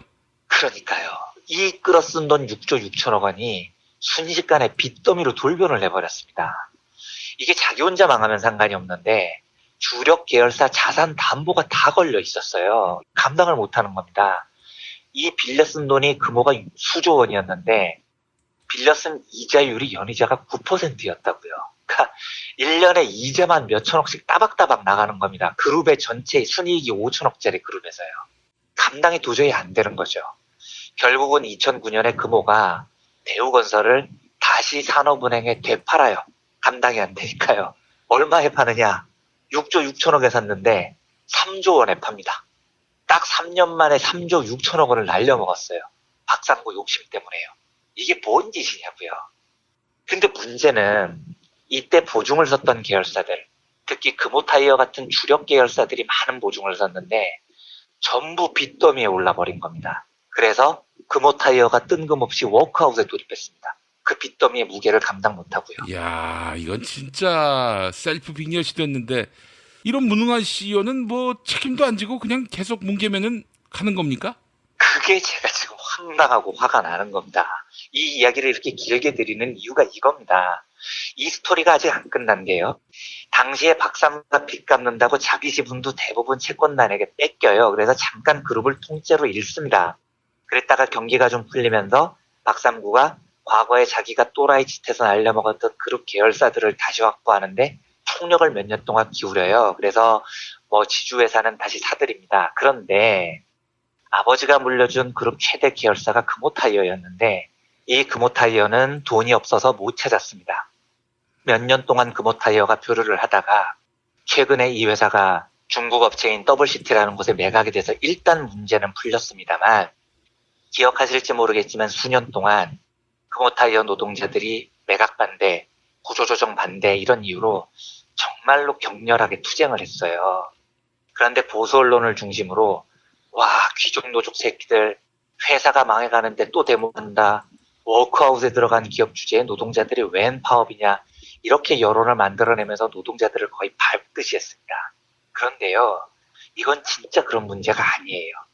금호타이어는 호남을 대표하는 기업으로서 굉장히 괜찮은 회사였습니다. 그런데 이 회사가 난데없이 워크아웃에 들어간 이유는 딱 하나예요. 박삼구가 대우건설 먹겠다고 나대다가 벌어진 일이었다고요. 진짜로요. 예. 그 삽질로 멀쩡했던 금호타이어가 워크아웃에 들어가고요. 노동자들이 대규모 해고 사태를 맞은 겁니다. 금호타이어 노동자들 입장에서 황당한 거죠. 이 회사 노동자들 2012년 임금이 2010년에 비해서 40%로 급감을 했습니다. 그리고 워크아웃 기간 동안 매년 회사 측에서 1000명씩 자르겠다고 위협을 했어요. 노동조합 보기에는 이게 너무 억울하지 않습니까? 우리가 잘못한 게 아닌데요.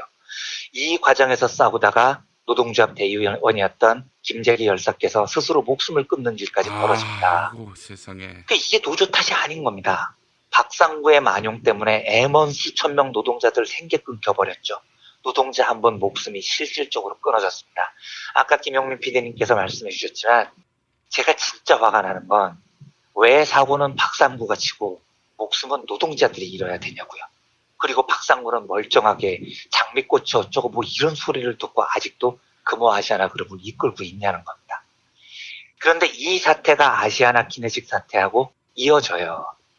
아시아나가 기존 기내식 업체인 LSG에 2천억 투자하면 계약 연장해 줄게 이런 주장을 한 게 작년입니다. 근데 이 주장이 되게 이상하잖아요. 왜 이런 이상한 주장을 했을까요? 당시만 해도요. 금호타이어가 중국 업체에 매각이 안 됐을 때였습니다. 그리고 박삼구가 금호타이어를 굉장히 찾아오고 싶어 했어요. 그런데 자기는 돈이 없잖아요. 그래서 기내식 업체한테 투자금 내라고 땡겨온 겁니다. 그래서 그 돈으로 모아서 금호타이어 인수 협상에 나서려고 했다는 게 업계에서 거의 정설처럼 나도는 이야기입니다. 그게 아니면 기내식 업체한테 뜬금없이 2천억 투자하라 이런 이상한 요구가 나올 수 없거든요.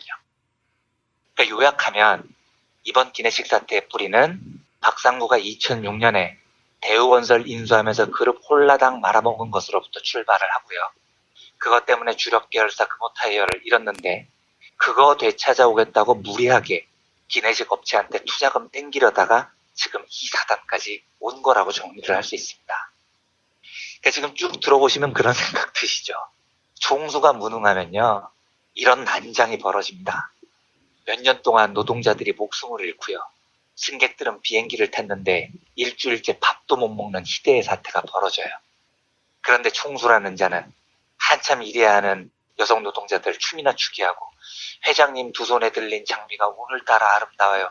이 노래 들으면서 그걸 이상하다고 생각을 해야지 해벌쭉 웃고 자빠져 있는 게 정상입니까? 그것도 말이죠. 교육생 신분 때 그렇게 시킨다는 거예요. 그러니까 이제 교육생이라고 하는 것은 정규직으로 발탁되기 전이니까 사실 고용을 매개로 해서 회장한테 웃음을 팔라고 지시한 거나 다름없는 거죠. 그러니까요. 이거 얼마나 발상 자체도 황당하고 아직 고용되지 않는 노동자들의 약점을 이용해서 지 해벌쭉 웃고 자빠질 만들었다는 게 얼마나 저열하고 한심하고 무능하고 비열하냐는 거죠. 그러니까 박삼구 이런 사람은 경영을 하면 안 됩니다. 제발 경영하지 말고요. 그냥 제가 조언하기로는 요즘 인사동 가면은 붓하고 벼루하고 한지 많이 파니까 그거 사서 집에서 서예로 가을치 연습이나 하고 사세요 앞으로요. 이런 사람들은 경영하면 안 되는 겁니다. 한 사람의 무능 때문에 너무 많은 사람들이 고통에 빠지게 됩니다. 제가 좀 흥분을 해서 길게 말씀드렸는데 이 정도로 정리를 하겠습니다. 한심한 마음을 담아서 박삼구 같은 무능한 자가 제발 좀 경영을 못하게 하는 세상에 대한 자그마한 소망을 가지고 오늘은 왜 아시아나 항공의 기내식 사태가 벌어졌는지 그 뿌리부터 살피는 시간을 가져봤습니다. 예, 알겠습니다. 박삼구에게서 경영권을 가져올 방법은 없습니까? 우리나라에 그런 방법이 사실 없죠. 주주자본주의니까요. 박상구 회장이 금호홀딩스의 지분을 지금은 상당히 확보를 해서 인위적으로 뺏기는 어려울 겁니다. 환장할 노릇인 거죠. 네, 환장할 노릇이다. 오늘의 결론입니다. 자, 이완배 기자님 말씀 잘 들었습니다. 네, 감사합니다. 충남 금산의 넓은 인삼밭. 정성농장을 일군 농부아버지 이정열 씨. 자연은 노력한 만큼 내어준다. 그 자연의 마음을 알기에 정성농장을 더불어 일구는 아들 이성규 씨도 아버지에게 배운 것처럼 정직하고 또 성실하게. 정성농장 홍삼은 인삼 재배부터 가공 판매까지 모두 책임지고 있습니다. 그래서 대한민국 1등 품질을 자부합니다. 검색창에 정성농장 홍삼을 검색해주세요. 정성농장 홍삼. 전화문의는 010-9754-6972. 다이어트는 결국 먹는 게 문제다! 문제긴 하지. 매끼 식단 챙기기도 번거롭고 빼도 금세 다시 찌고. 아직도 몰라? 비타샵 다이어트를 해봐. 안 그래도 궁금했는데 어떻게 뺀 거야? 몇 개월 한 거야? 몸에는 안 나빠? 물어 뭐래. 비타샵 가봐. 같이 해. 1522-6648 혹은 비타샵을 검색해주세요. 이제 목요일 방송분 함께 하시겠습니다.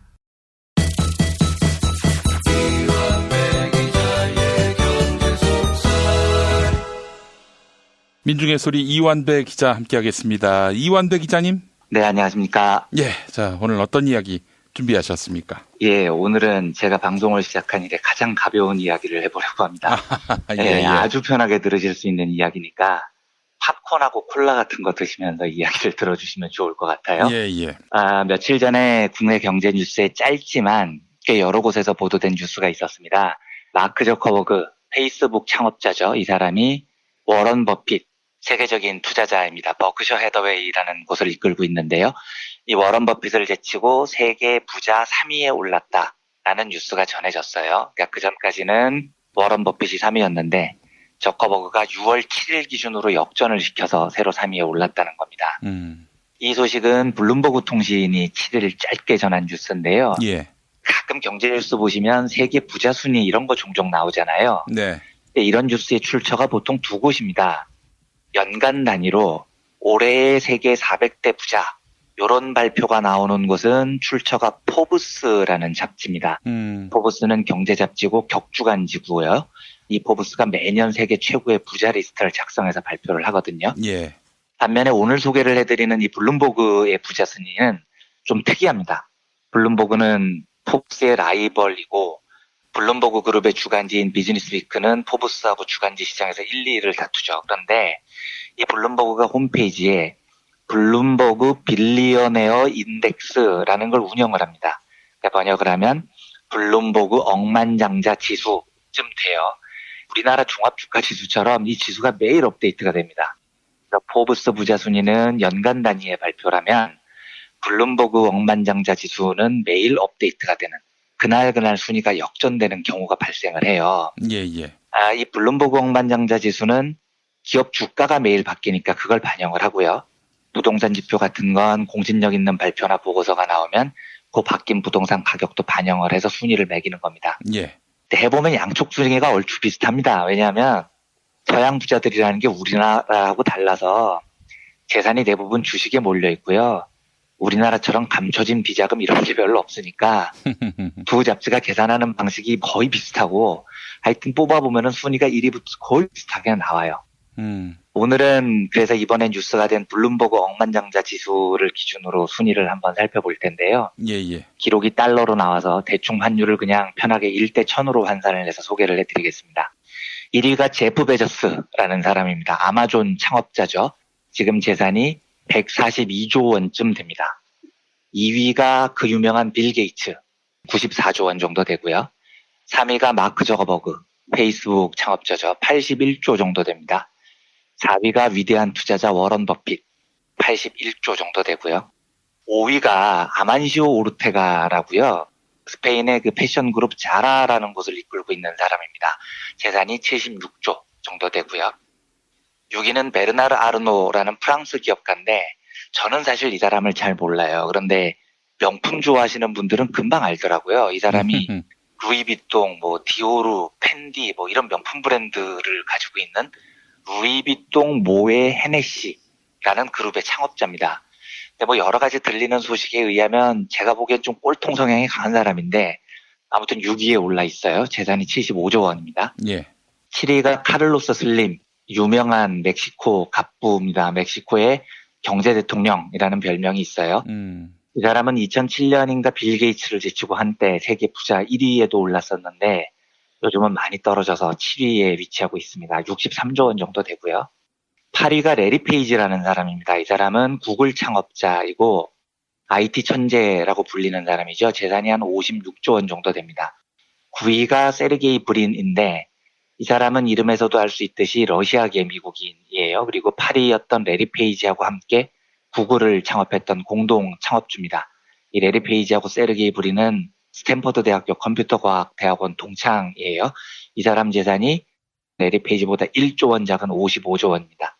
10위까지만 할 건데요. 10위는 레리 앨리슨이라고요. 오라클 창업주입니다. 소프트웨어 회사죠. 그런데 이 사람 재산이 53조 원인데 이 사람 남자입니다. 이름이 레리 앨리슨이어서 왠지 여자같이 들으실 수 있는데 남자인 데다가 매우 공인된 마초 또라이입니다.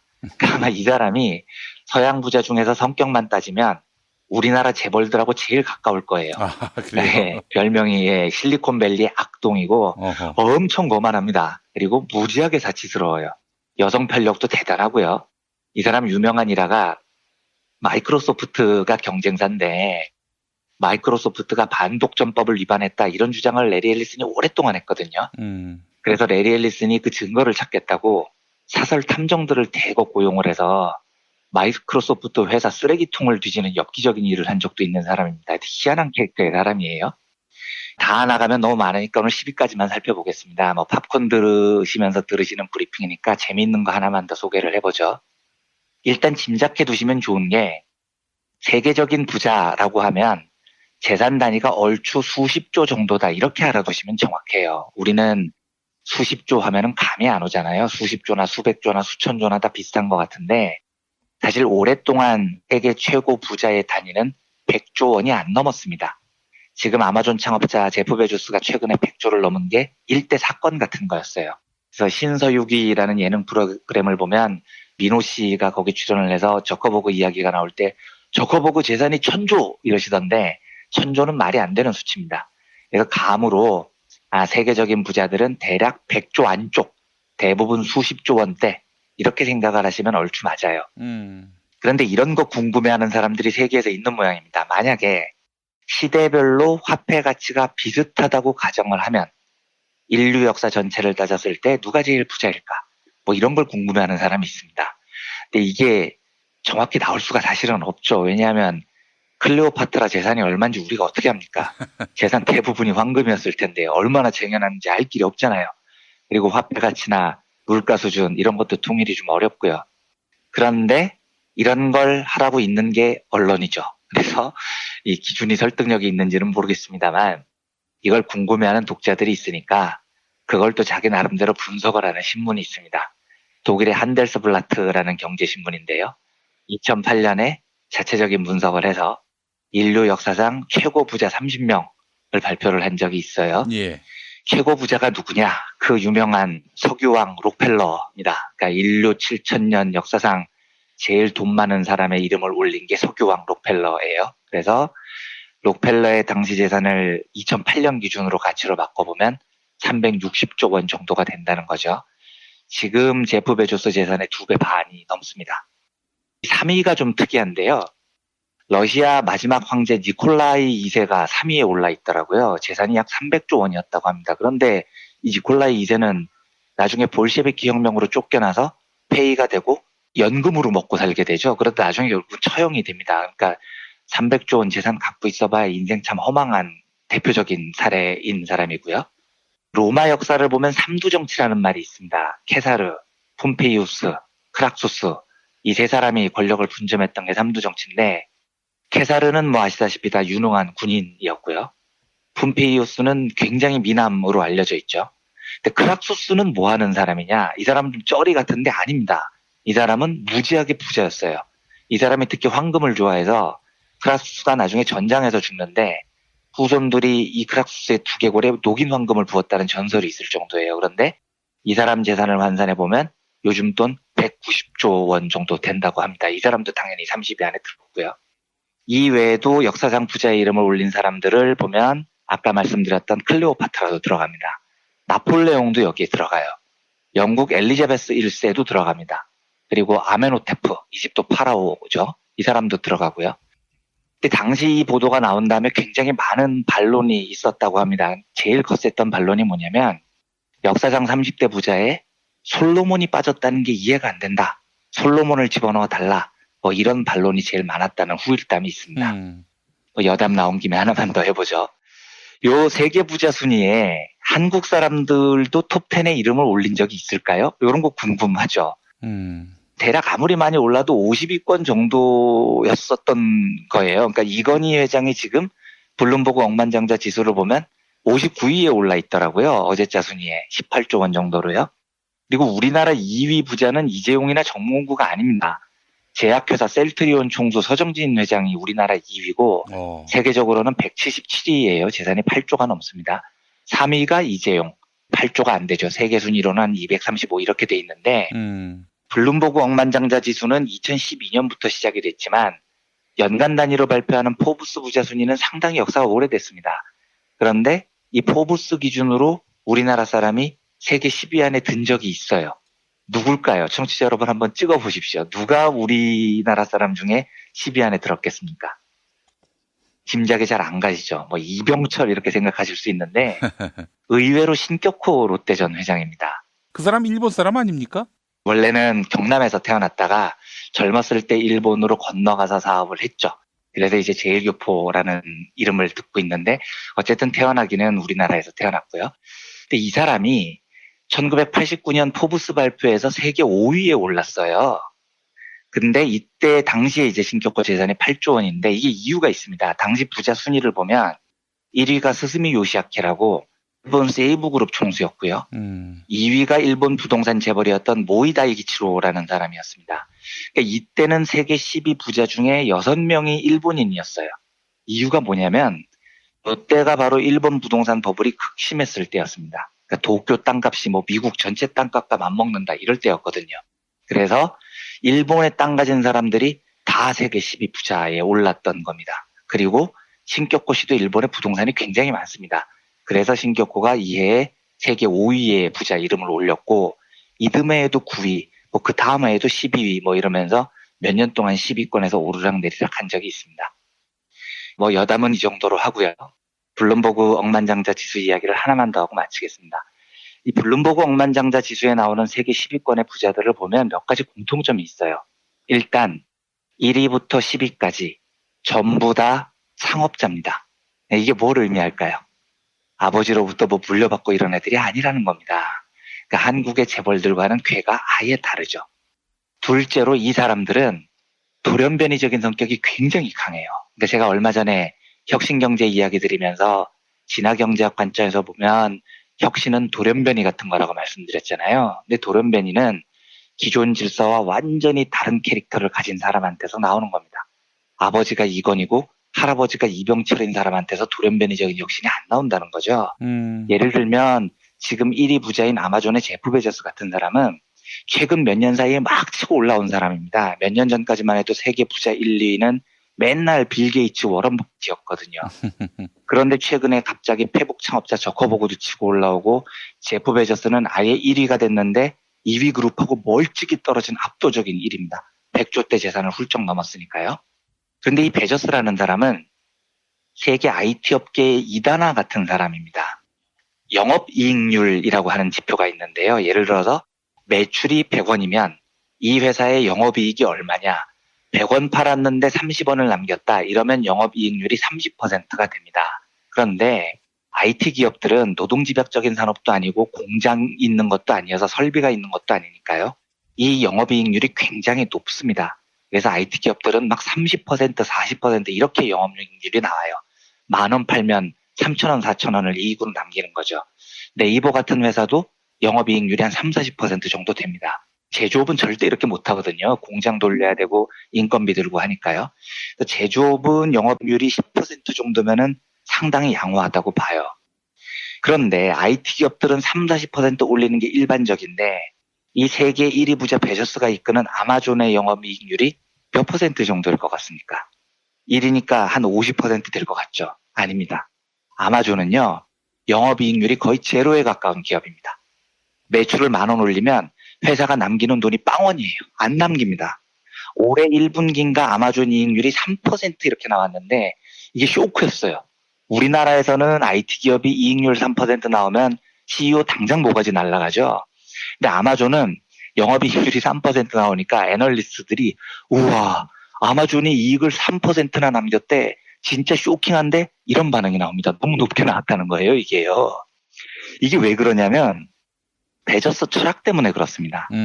베조스의 철학은 이익을 남기는 데 있지 않아요. 그래서 베조스는 기업의 이윤을 정말 하찮게 생각을 합니다. 회사가 돈을 벌잖아요. 계속 투자를 합니다. 베조스의 철학이 남김없이 투자하라예요. 그러니까 우리나라 지금 상장 기업들이 깔고 앉은 현금이 600조인데 이걸 가지고 뭐 2세 승계, 3세 승계 이러고 있는데 베조스가 보기에는 웃기는 겁니다. 근데 이게 상상이 되십니까? 이익을 추구하지 않는 기업이라는 게 있을 수 있나요? 그게 바로 아마존이에요. 이 엄청난 철학과 투자 열이, 엄청난 공격성, 이게 그 망해가기 직전이었던 아마존 유통기업을 지금 세계를 제패하는 유통기업으로 만든 겁니다. 그래서 지금 최근에는 IT 쪽에서 제일 유행하는 말이 to be Amazoned라는 말이 있어요. 아마존 당하다 이런 말입니다. 고유어처럼 사용이 돼요. 세계적인 장난감 회사 중에 토이저러스라는 회사가 있는데 이 토이저러스가 아마존 때문에 폐업을 합니다. 팔리지가 않아요. 고객들이 와가지고 아이들이랑 손잡고 토이저러스에 와서 재밌는 장난감 다 체험해보고 구매는 아마존에서 하는 거죠. 이것 때문에 미국 유통업계의 최강자였던 월마트도 이제는 아마존한테 쪽을 못 쓰는 세상이 돼버렸습니다. 베저스의 경영 철학이 옳다 그르다 이걸 말하는 게 아닙니다. 제가 말씀드리려는 건 혁신적인 돌연변이란 기존의 기업 환경, 기존의 상상력을 완전히 뛰어넘는 진짜 그야말로 돌연변이적인 생각을 갖고 있는 사람한테서 나오는 거예요. 이윤을 추구하지 않는다. 이 기업인들 중에 어떤 발상을 할 수 있겠습니까? 그러니까 이런 돌연변이적인 혁신은 제가 장담하지만 절대로 재벌 3, 4세에게서 나올 수가 없습니다. 지금 세계 10위권의 부자가 전부 창업자인 게 바로 그걸 증명하고 있죠. 또 한 가지요. 이 사람들은 기업을 자식에게 물려주는데 거의 관심이 없습니다. 그리고 후계자를 뽑는데 굉장히 큰 공을 들여요. 아마 이 10대 부호 중에 자식한테 이 기업을 물려줄 가능성이 있는 사람은 멕시코 갑부인 카를로스 슬림이나 자라 창업주 아만시오 오르테가 정도인데 아만시오 오르테가도 좀 애매합니다만 아만시오 오르테가는 딸이 지금 자라에서 일을 한다고 해서 제가 이 얘기를 드리는 겁니다. 그런데 예를 들어서 빌 게이츠 같은 경우는 그 자녀가 이녀 일남입니다. 제니퍼 게이츠, 로리 게이츠, 피비 게이츠 이렇게 있는데 이 3남매는 아예 마이크로소프트 근처에 나타나지도 않아요. 그러니까 자식들한테 물려주는데 관심이 없습니다. 세계적인 투자자 워런 버핏 같은 사람은 나이가 88세인데 아직도 현업에서 뜁니다. 근데 이 사람이 무슨 경영 욕심이 있어서 아직 뛰는 게 아니고 이 사람 유일한 취미가 주식 투자입니다. 그러니까 유일한 인생의 낙이 주식 투자하는 거예요. 그래서 이 사람이 지금까지도 기업 경영을 하고 있는 겁니다. 그런데 워런 버핏 같은 경우에는 후계자를 뽑는데 지금 한 10몇 년째 걸리고 있는 것 같아요. 그렇게 오랫동안 검증하고 준비를 시킵니다. 자기의 가치 투자 철학을 지킬 후계자를 계속해서 고민하고 고르고 단련시키는 과정이 10몇 년째 이어지고 있다고요. 그래서 미국 경제지 보도들이 매년 하는 짓이 올해에는 과연 버핏의 후계자가 결정될 것이냐 뭐 이런 게 매년 헤드라인으로 나옵니다.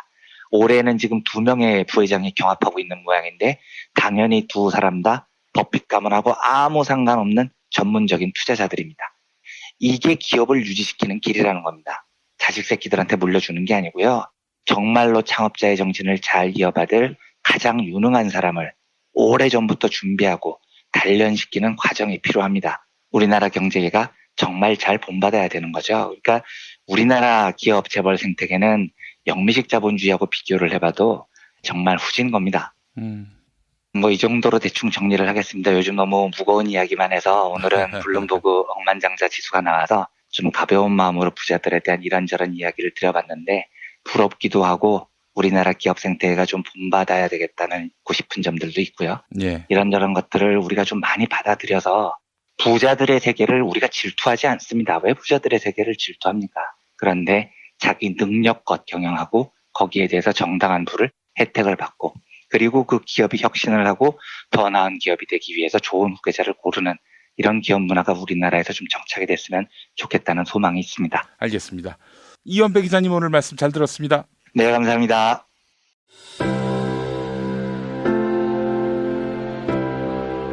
이전에 상상할 수도 없었던 새로운 국면이 조선 대지의 지축을 움직이고 있습니다. 이 민족의 역사가 제 궤도에 올라서서 달리게 시작한다고 하는 느낌이군요. 문익환이 가르쳤고 도울이 배웠던 학교, 한신대학교 신학대학원.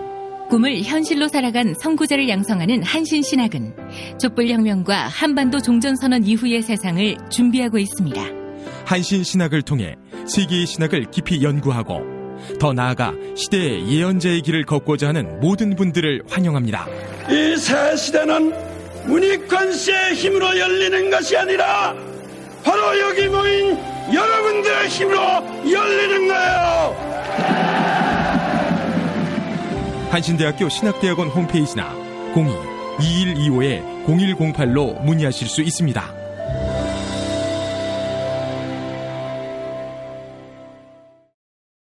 탄핵 때문에 뭐 이야기를 전달을 하려고 해도 길을 막고 듣질 않아요. 회족 수준으로 쪼그라든 한국 보수. 회생의 길은 과연 있을까?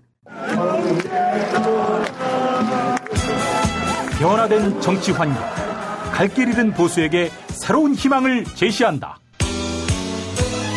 애국보스의 화려한 부활과 집권을 위한 본격 가이드. 김용민의 신간, 보수를 지켜라. 진중권도 투표하는 보수 정당.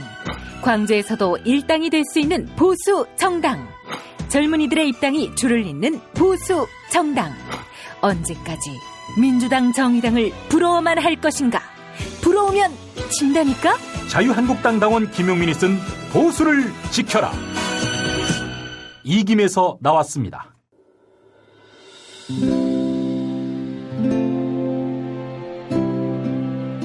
그러니까 목사님은 우리 남북 관계에 있어서도 큰 정기를 마련해 주셨습니다. 늦봄 문익환 목사 탄생 100주년. 민주화와 통일운동을 위해 11년 4개월간 옥고를 마다하지 않은 행동하는 양심. 오늘 우리가 누리고 있는 이 민주주의도 문익환 목사님 덕분이 아주 큽니다.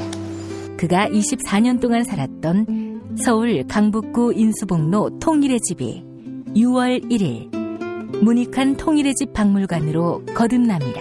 사람들이 이렇게 항상 북적북적 이렇게 했던 공간이라 아버지한테만 아니라 우리 모두들한테 굉장히 큰 의미가 있는 통일의 역사를 기억하며 통일의 길을 모색하는 문익환 통일의 집 박물관 기념사업 추진위원으로 함께해 주시겠습니까?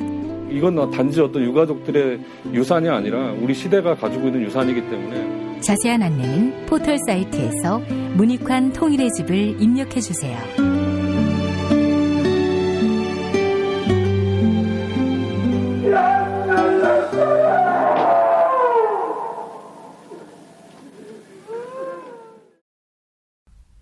이제 금요일 방송분 함께 하시겠습니다.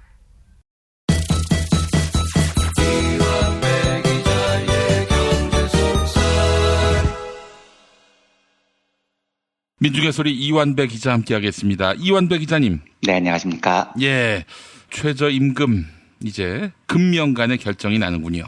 네, 원래는 이제 14일로 예정이 돼 있죠. 그러니까 방송 들으시는 분들 기준으로는 내일이고요.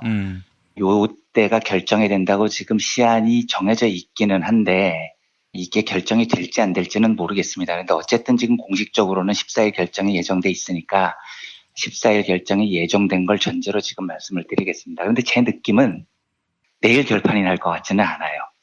연기될 수도 있을 겁니다. 그리고 지금 노사양 측의 대립이 상상을 초월할 정도로 강하거든요. 예. 과거 같으면 최저임금위원회가 워낙 노동자 쪽에 불리한 조직 구성이었고 노동자위원들이 아무리 반발을 해도 그냥 쌩까고 막 진행을 했었습니다. 그런데 지금 최저임금위원회는 그런 구조가 아니죠. 지금 사측의 반발도 상당히 강한데 이걸 이번 최저임금위원회가 무시하고 내일 결정을 할 것 같지는 않아요. 물론 이제 이건 제 예상이고 제 예상이 늘 틀려서 자신은 없습니다만 오늘 내일 이틀 동안 극적인 타결점 혹은 정서적인 공감대가 이루어지지 않는다면 위원회 결정이 좀 미뤄질 수도 있을 것 같다는 게 일단 제 예측입니다. 그리고 정확히 말씀드리면 미뤄지는 게 좋겠다는 저의 소망도 사실 좀 많이 담긴 예측이기도 해요. 아시는 분들도 많으시겠지만 사전 설명을 좀 드리면 최저임금위원회는 총 27명으로 구성이 되어 있습니다. 노동자 대표가 9명, 사용자 대표가 9명, 공익위원이 9명입니다. 그런데 표결을 하면 사실은 공익위원들이 전적으로 캐스팅 보트를 쥐고 있는 구조입니다. 어차피 노동자 대표와 사용자 대표는 자기들의 주장을 극단적으로 하는 겁니다. 그러니까 정치자 여러분들께서 이런 거 조금 부담스러워 하실 수도 있는데 양측이 이런 극단적인 주장을 할 때 그걸 이상하게 볼 필요도 사실은 없어요.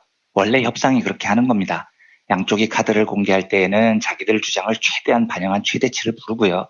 협상 테이블에서 격차를 줄여나가는 거죠. 그리고 열리기 전에 노사양 측이 벌이는 격렬한 공방도 언론은 막 세상이 망할 것 같은 표정으로 바라보지만 그렇게 바라볼 필요도 없습니다.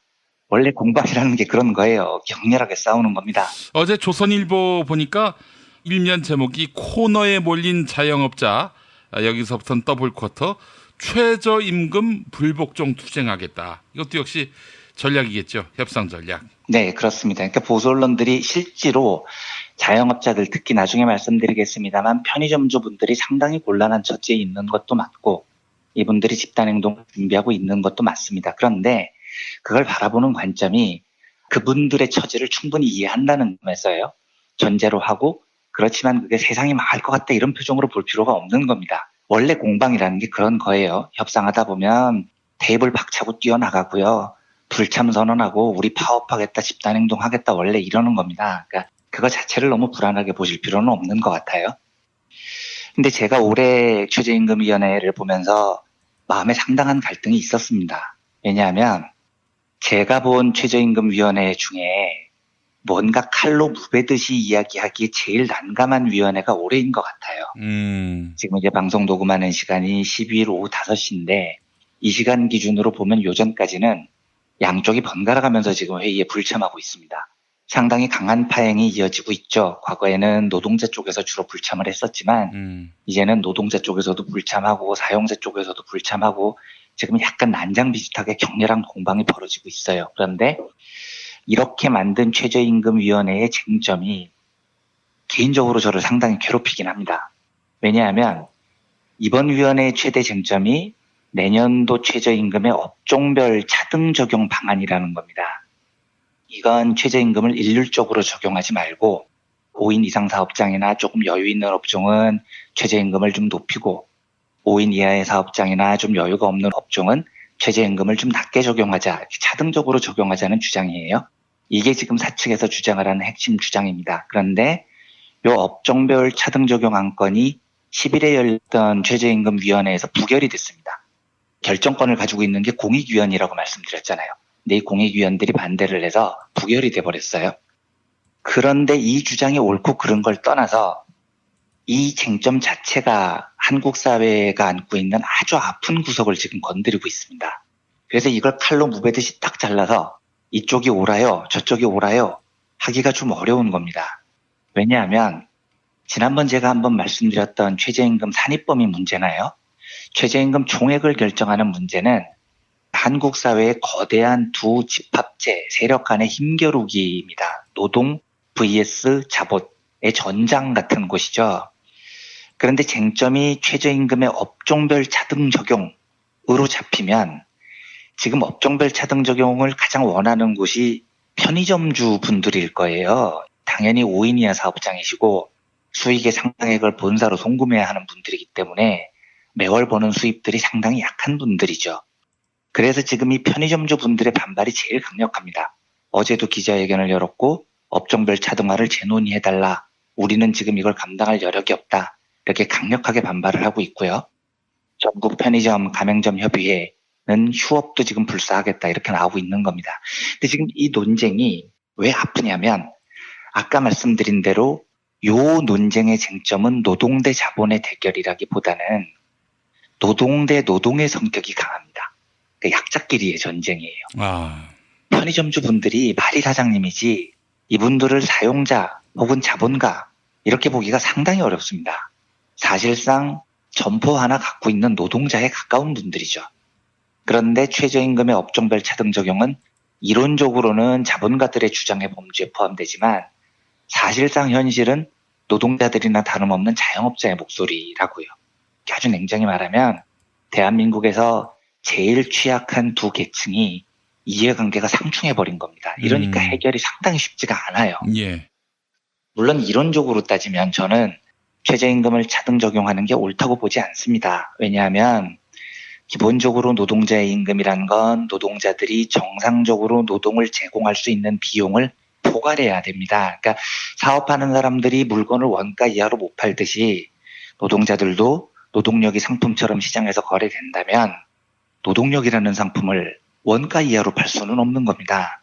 그리고 그 원가라는 건 당연히 생계의 보장이 돼야 됩니다. 먹고 자고 입고 이동하고 통신하고 이 기본 생계의 보장이 돼야 노동력을 시장에서 공급할 수 있는 거고요. 이 기본 생계비는 업종별로 차이가 나는 게 아닙니다.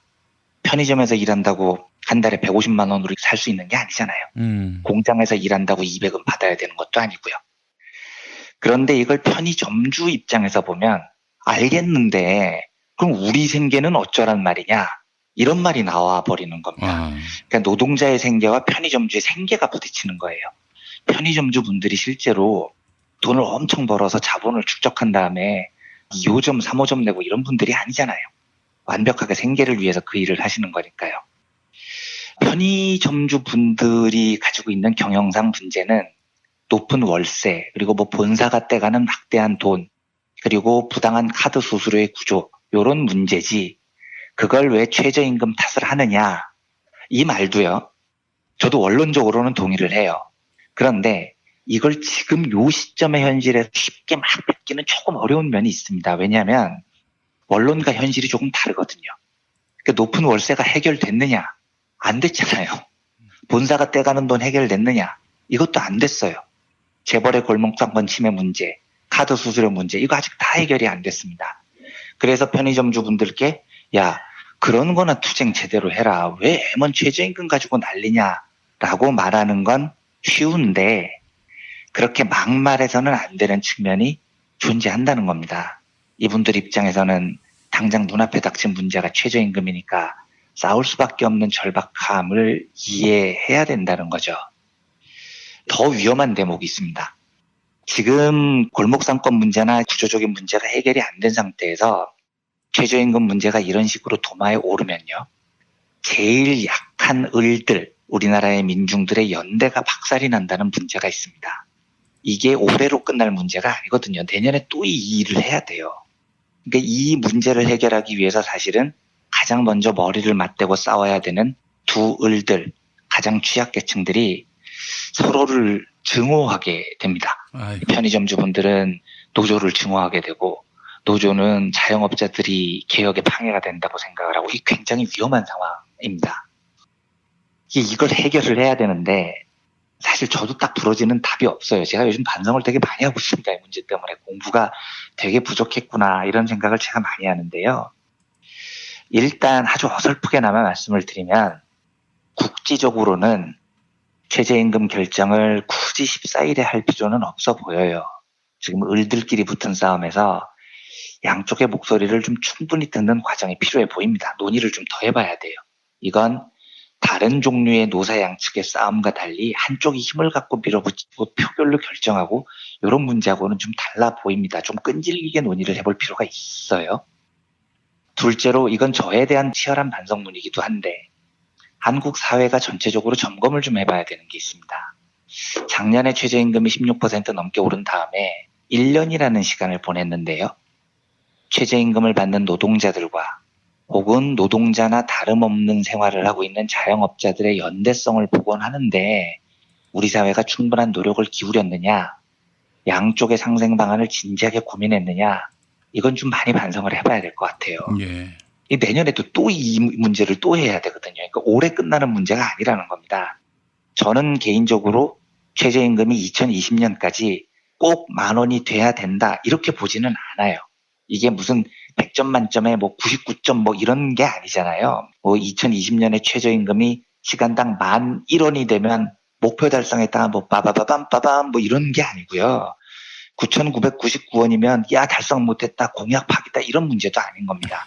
요는 2020년 때 그만큼 우리 민중들과 노동자들, 자영업자들의 삶이 적절한 생계를 보장받는 복지국가의 수준에 오르느냐 지금 요 문제가 관건인 거죠. 그 숫자 10,000원이라는 숫자가 문제가 아니라요. 그러면 결국 그 복지국가 수준에 오르기 위해서는 이게 2020년이 아니더라도요. 언젠가는 최저임금이 10,000원이 되게 돼 있습니다. 2021년이 될 수도 있고 2022년이 될 수도 있지만 언젠간 되는 거라고요. 그런데 지금 이렇게 을들끼리 치고받는 구조에서 최저임금 인상을 한두 해 연기한다 한들 이게 무슨 해결책이 되겠습니까? 길어봐야 2년인데요. 아무리 미뤄도 2020년에는 또 이렇게 붙어야 되는데요. 그래서 이건 노동계 쪽에서도 자영업자들의 문제를 좀 자기 문제처럼 여기고 함께 투쟁하는 마음, 설득 이런 게 필요해 보여요. 재벌들하고 싸우듯이 자영업자들하고 싸워서는 안 된다는 겁니다. 그러니까 꼭 14일 결정이 아니더라도 지금 이대로 가면 표결로 밀어붙이면 구조상 양쪽 다 불만이겠지만 자영업자의 불만이 더 많은 상태에서 끝날 가능성이 높아 보이는데 그 결과가 중요한 게 아니고 더 이야기를 나누고 함께 할 일을 찾아보고 뭐 이런 정서적 공감대를 찾아가는 노력이 올해 꼭 좀 있어야 됩니다. 예. 예를 들면 이게 많이 알려진 소식은 아닌데 제 개인적으로는 참 뿌듯하고 참 잘했다고 생각하는 뉴스가요. 10일에 민주노총과 한상총련이라는 단체가 있습니다. 이 두 단체가 온전한 최저임금 1만 원과 중소상공인 보호정책 실현을 모토로 공동기자회견 형식으로 을들의 연대를 선언한 적이 있습니다. 저는 많이 알려지지 않았지만 굉장히 의미 있는 도전이고 시도라고 봤습니다. 이 한상총련이라는 곳은 한국 중소상인 자영업자 총연합회라는 단체인데 아주 큰 단체는 아니에요. 그런데 이 단체가 민주노총과 함께 친재벌 대기업 중심의 성장 정책을 반대한다. 그리고 노동자 중소상인 함께 살기 세상을 만들자. 이렇게 기자회견을 갖습니다. 이런 연대에 저는 굉장히 감사하고 참 잘들 하셨다고 생각합니다. 그런데 이런 연대가 지난 1년 동안 훨씬 더 활성화됐으면 어땠을까? 그랬다면 지금처럼 거의 을들끼리 감정을 완전히 상하는 이런 상황을 어느 정도는 막을 수 있지 않았을까? 이런 아쉬움이 좀 있습니다. 예. 이때 기자회견 보면 인태현 한상총련 상임회장이 이렇게 말씀을 하시더라고요.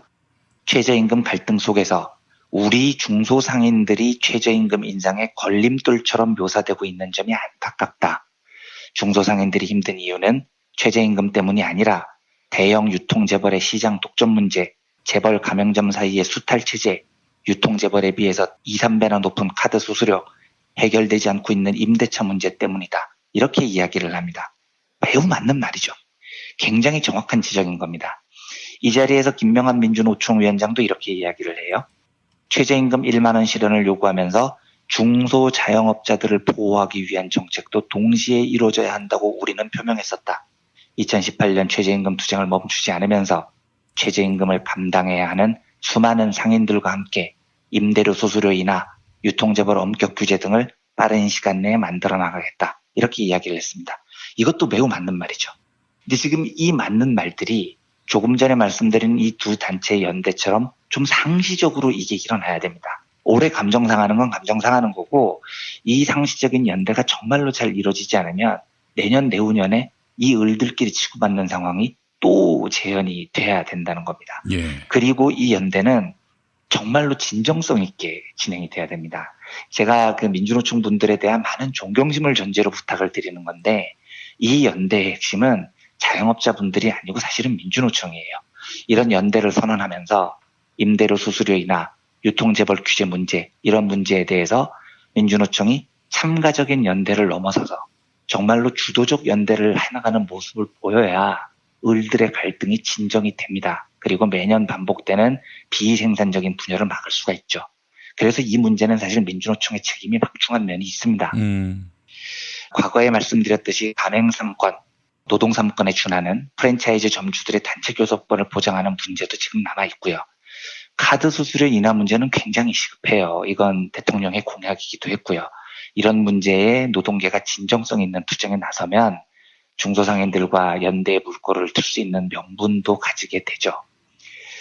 일주일을 마무리하는 브리핑에서 딱 부러지게 이게 정답이다 말씀을 못 드리고 어정쩡하게 어버버거려서 되게 죄송한데 이 문제에 대해서 저도 좀 고민을 많이 해봐야 될 것 같습니다. 공부가 많이 부족했다는 반성을 하고 있어요.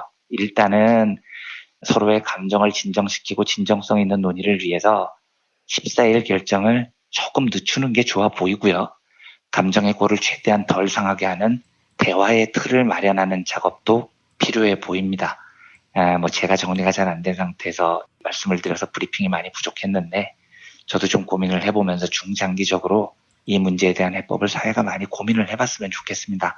오늘은 이 정도로 제 부족한 고민을 말씀드리고 마무리하겠습니다. 예.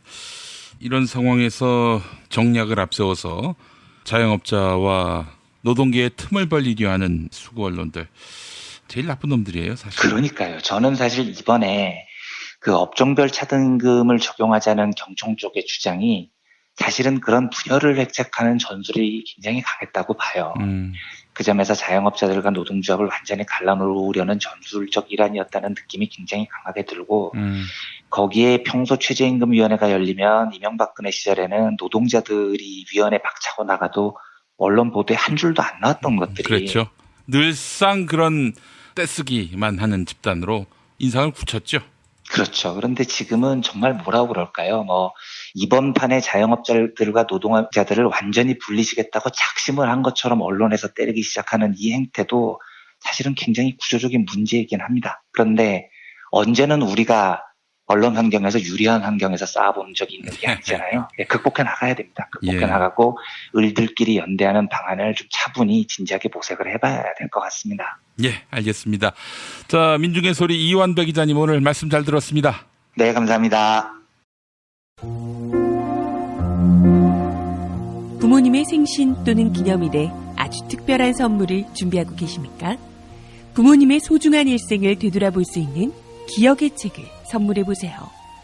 부모님의 어린 시절부터 젊은 시절 그리고 노년에 이르기까지 그 누구보다 치열하게 살아온 삶의 여정을 한눈에 모아볼 수 있도록 최고 100장까지 들어가는 사진첩과 더불어 기자들이 직접 인터뷰를 통해 작성하는 생애사까지 더해져 오직 부모님만을 주인공으로 하는 세상에 다시 없을 고품격 기억의 책을 10년 노하우로 특별 제작해드립니다. 200페이지 분량 12권에 2부까지 함께 드리는 구성으로 440만 원에 모십니다. 한평생 가족을 위해, 자녀를 위해 헌신해 오신 부모님. 아주 오래 기억에 남을 뜻깊은 선물. 지금 신청해 보시죠. 평범한 사람들의 아주 특별한 기록. 기억의 책 만민보.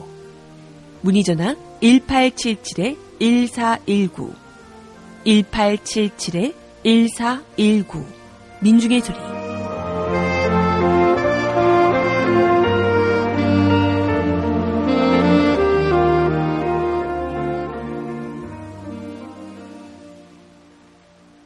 지금까지 김용민 브리핑, 이완배 기자의 경제의 속살, 주간방송 종합편과 함께 하셨습니다.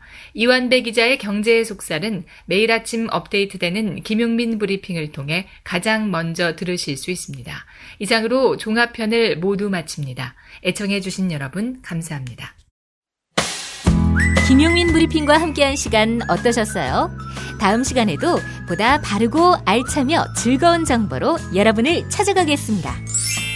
팟캐스트 포털 팟빵에서 다운로드하기, 구독하기, 별점 주기, 댓글 달기로 응원해주세요. 잊지 마세요. 다운로드하기, 구독하기, 별점 주기, 댓글 달기.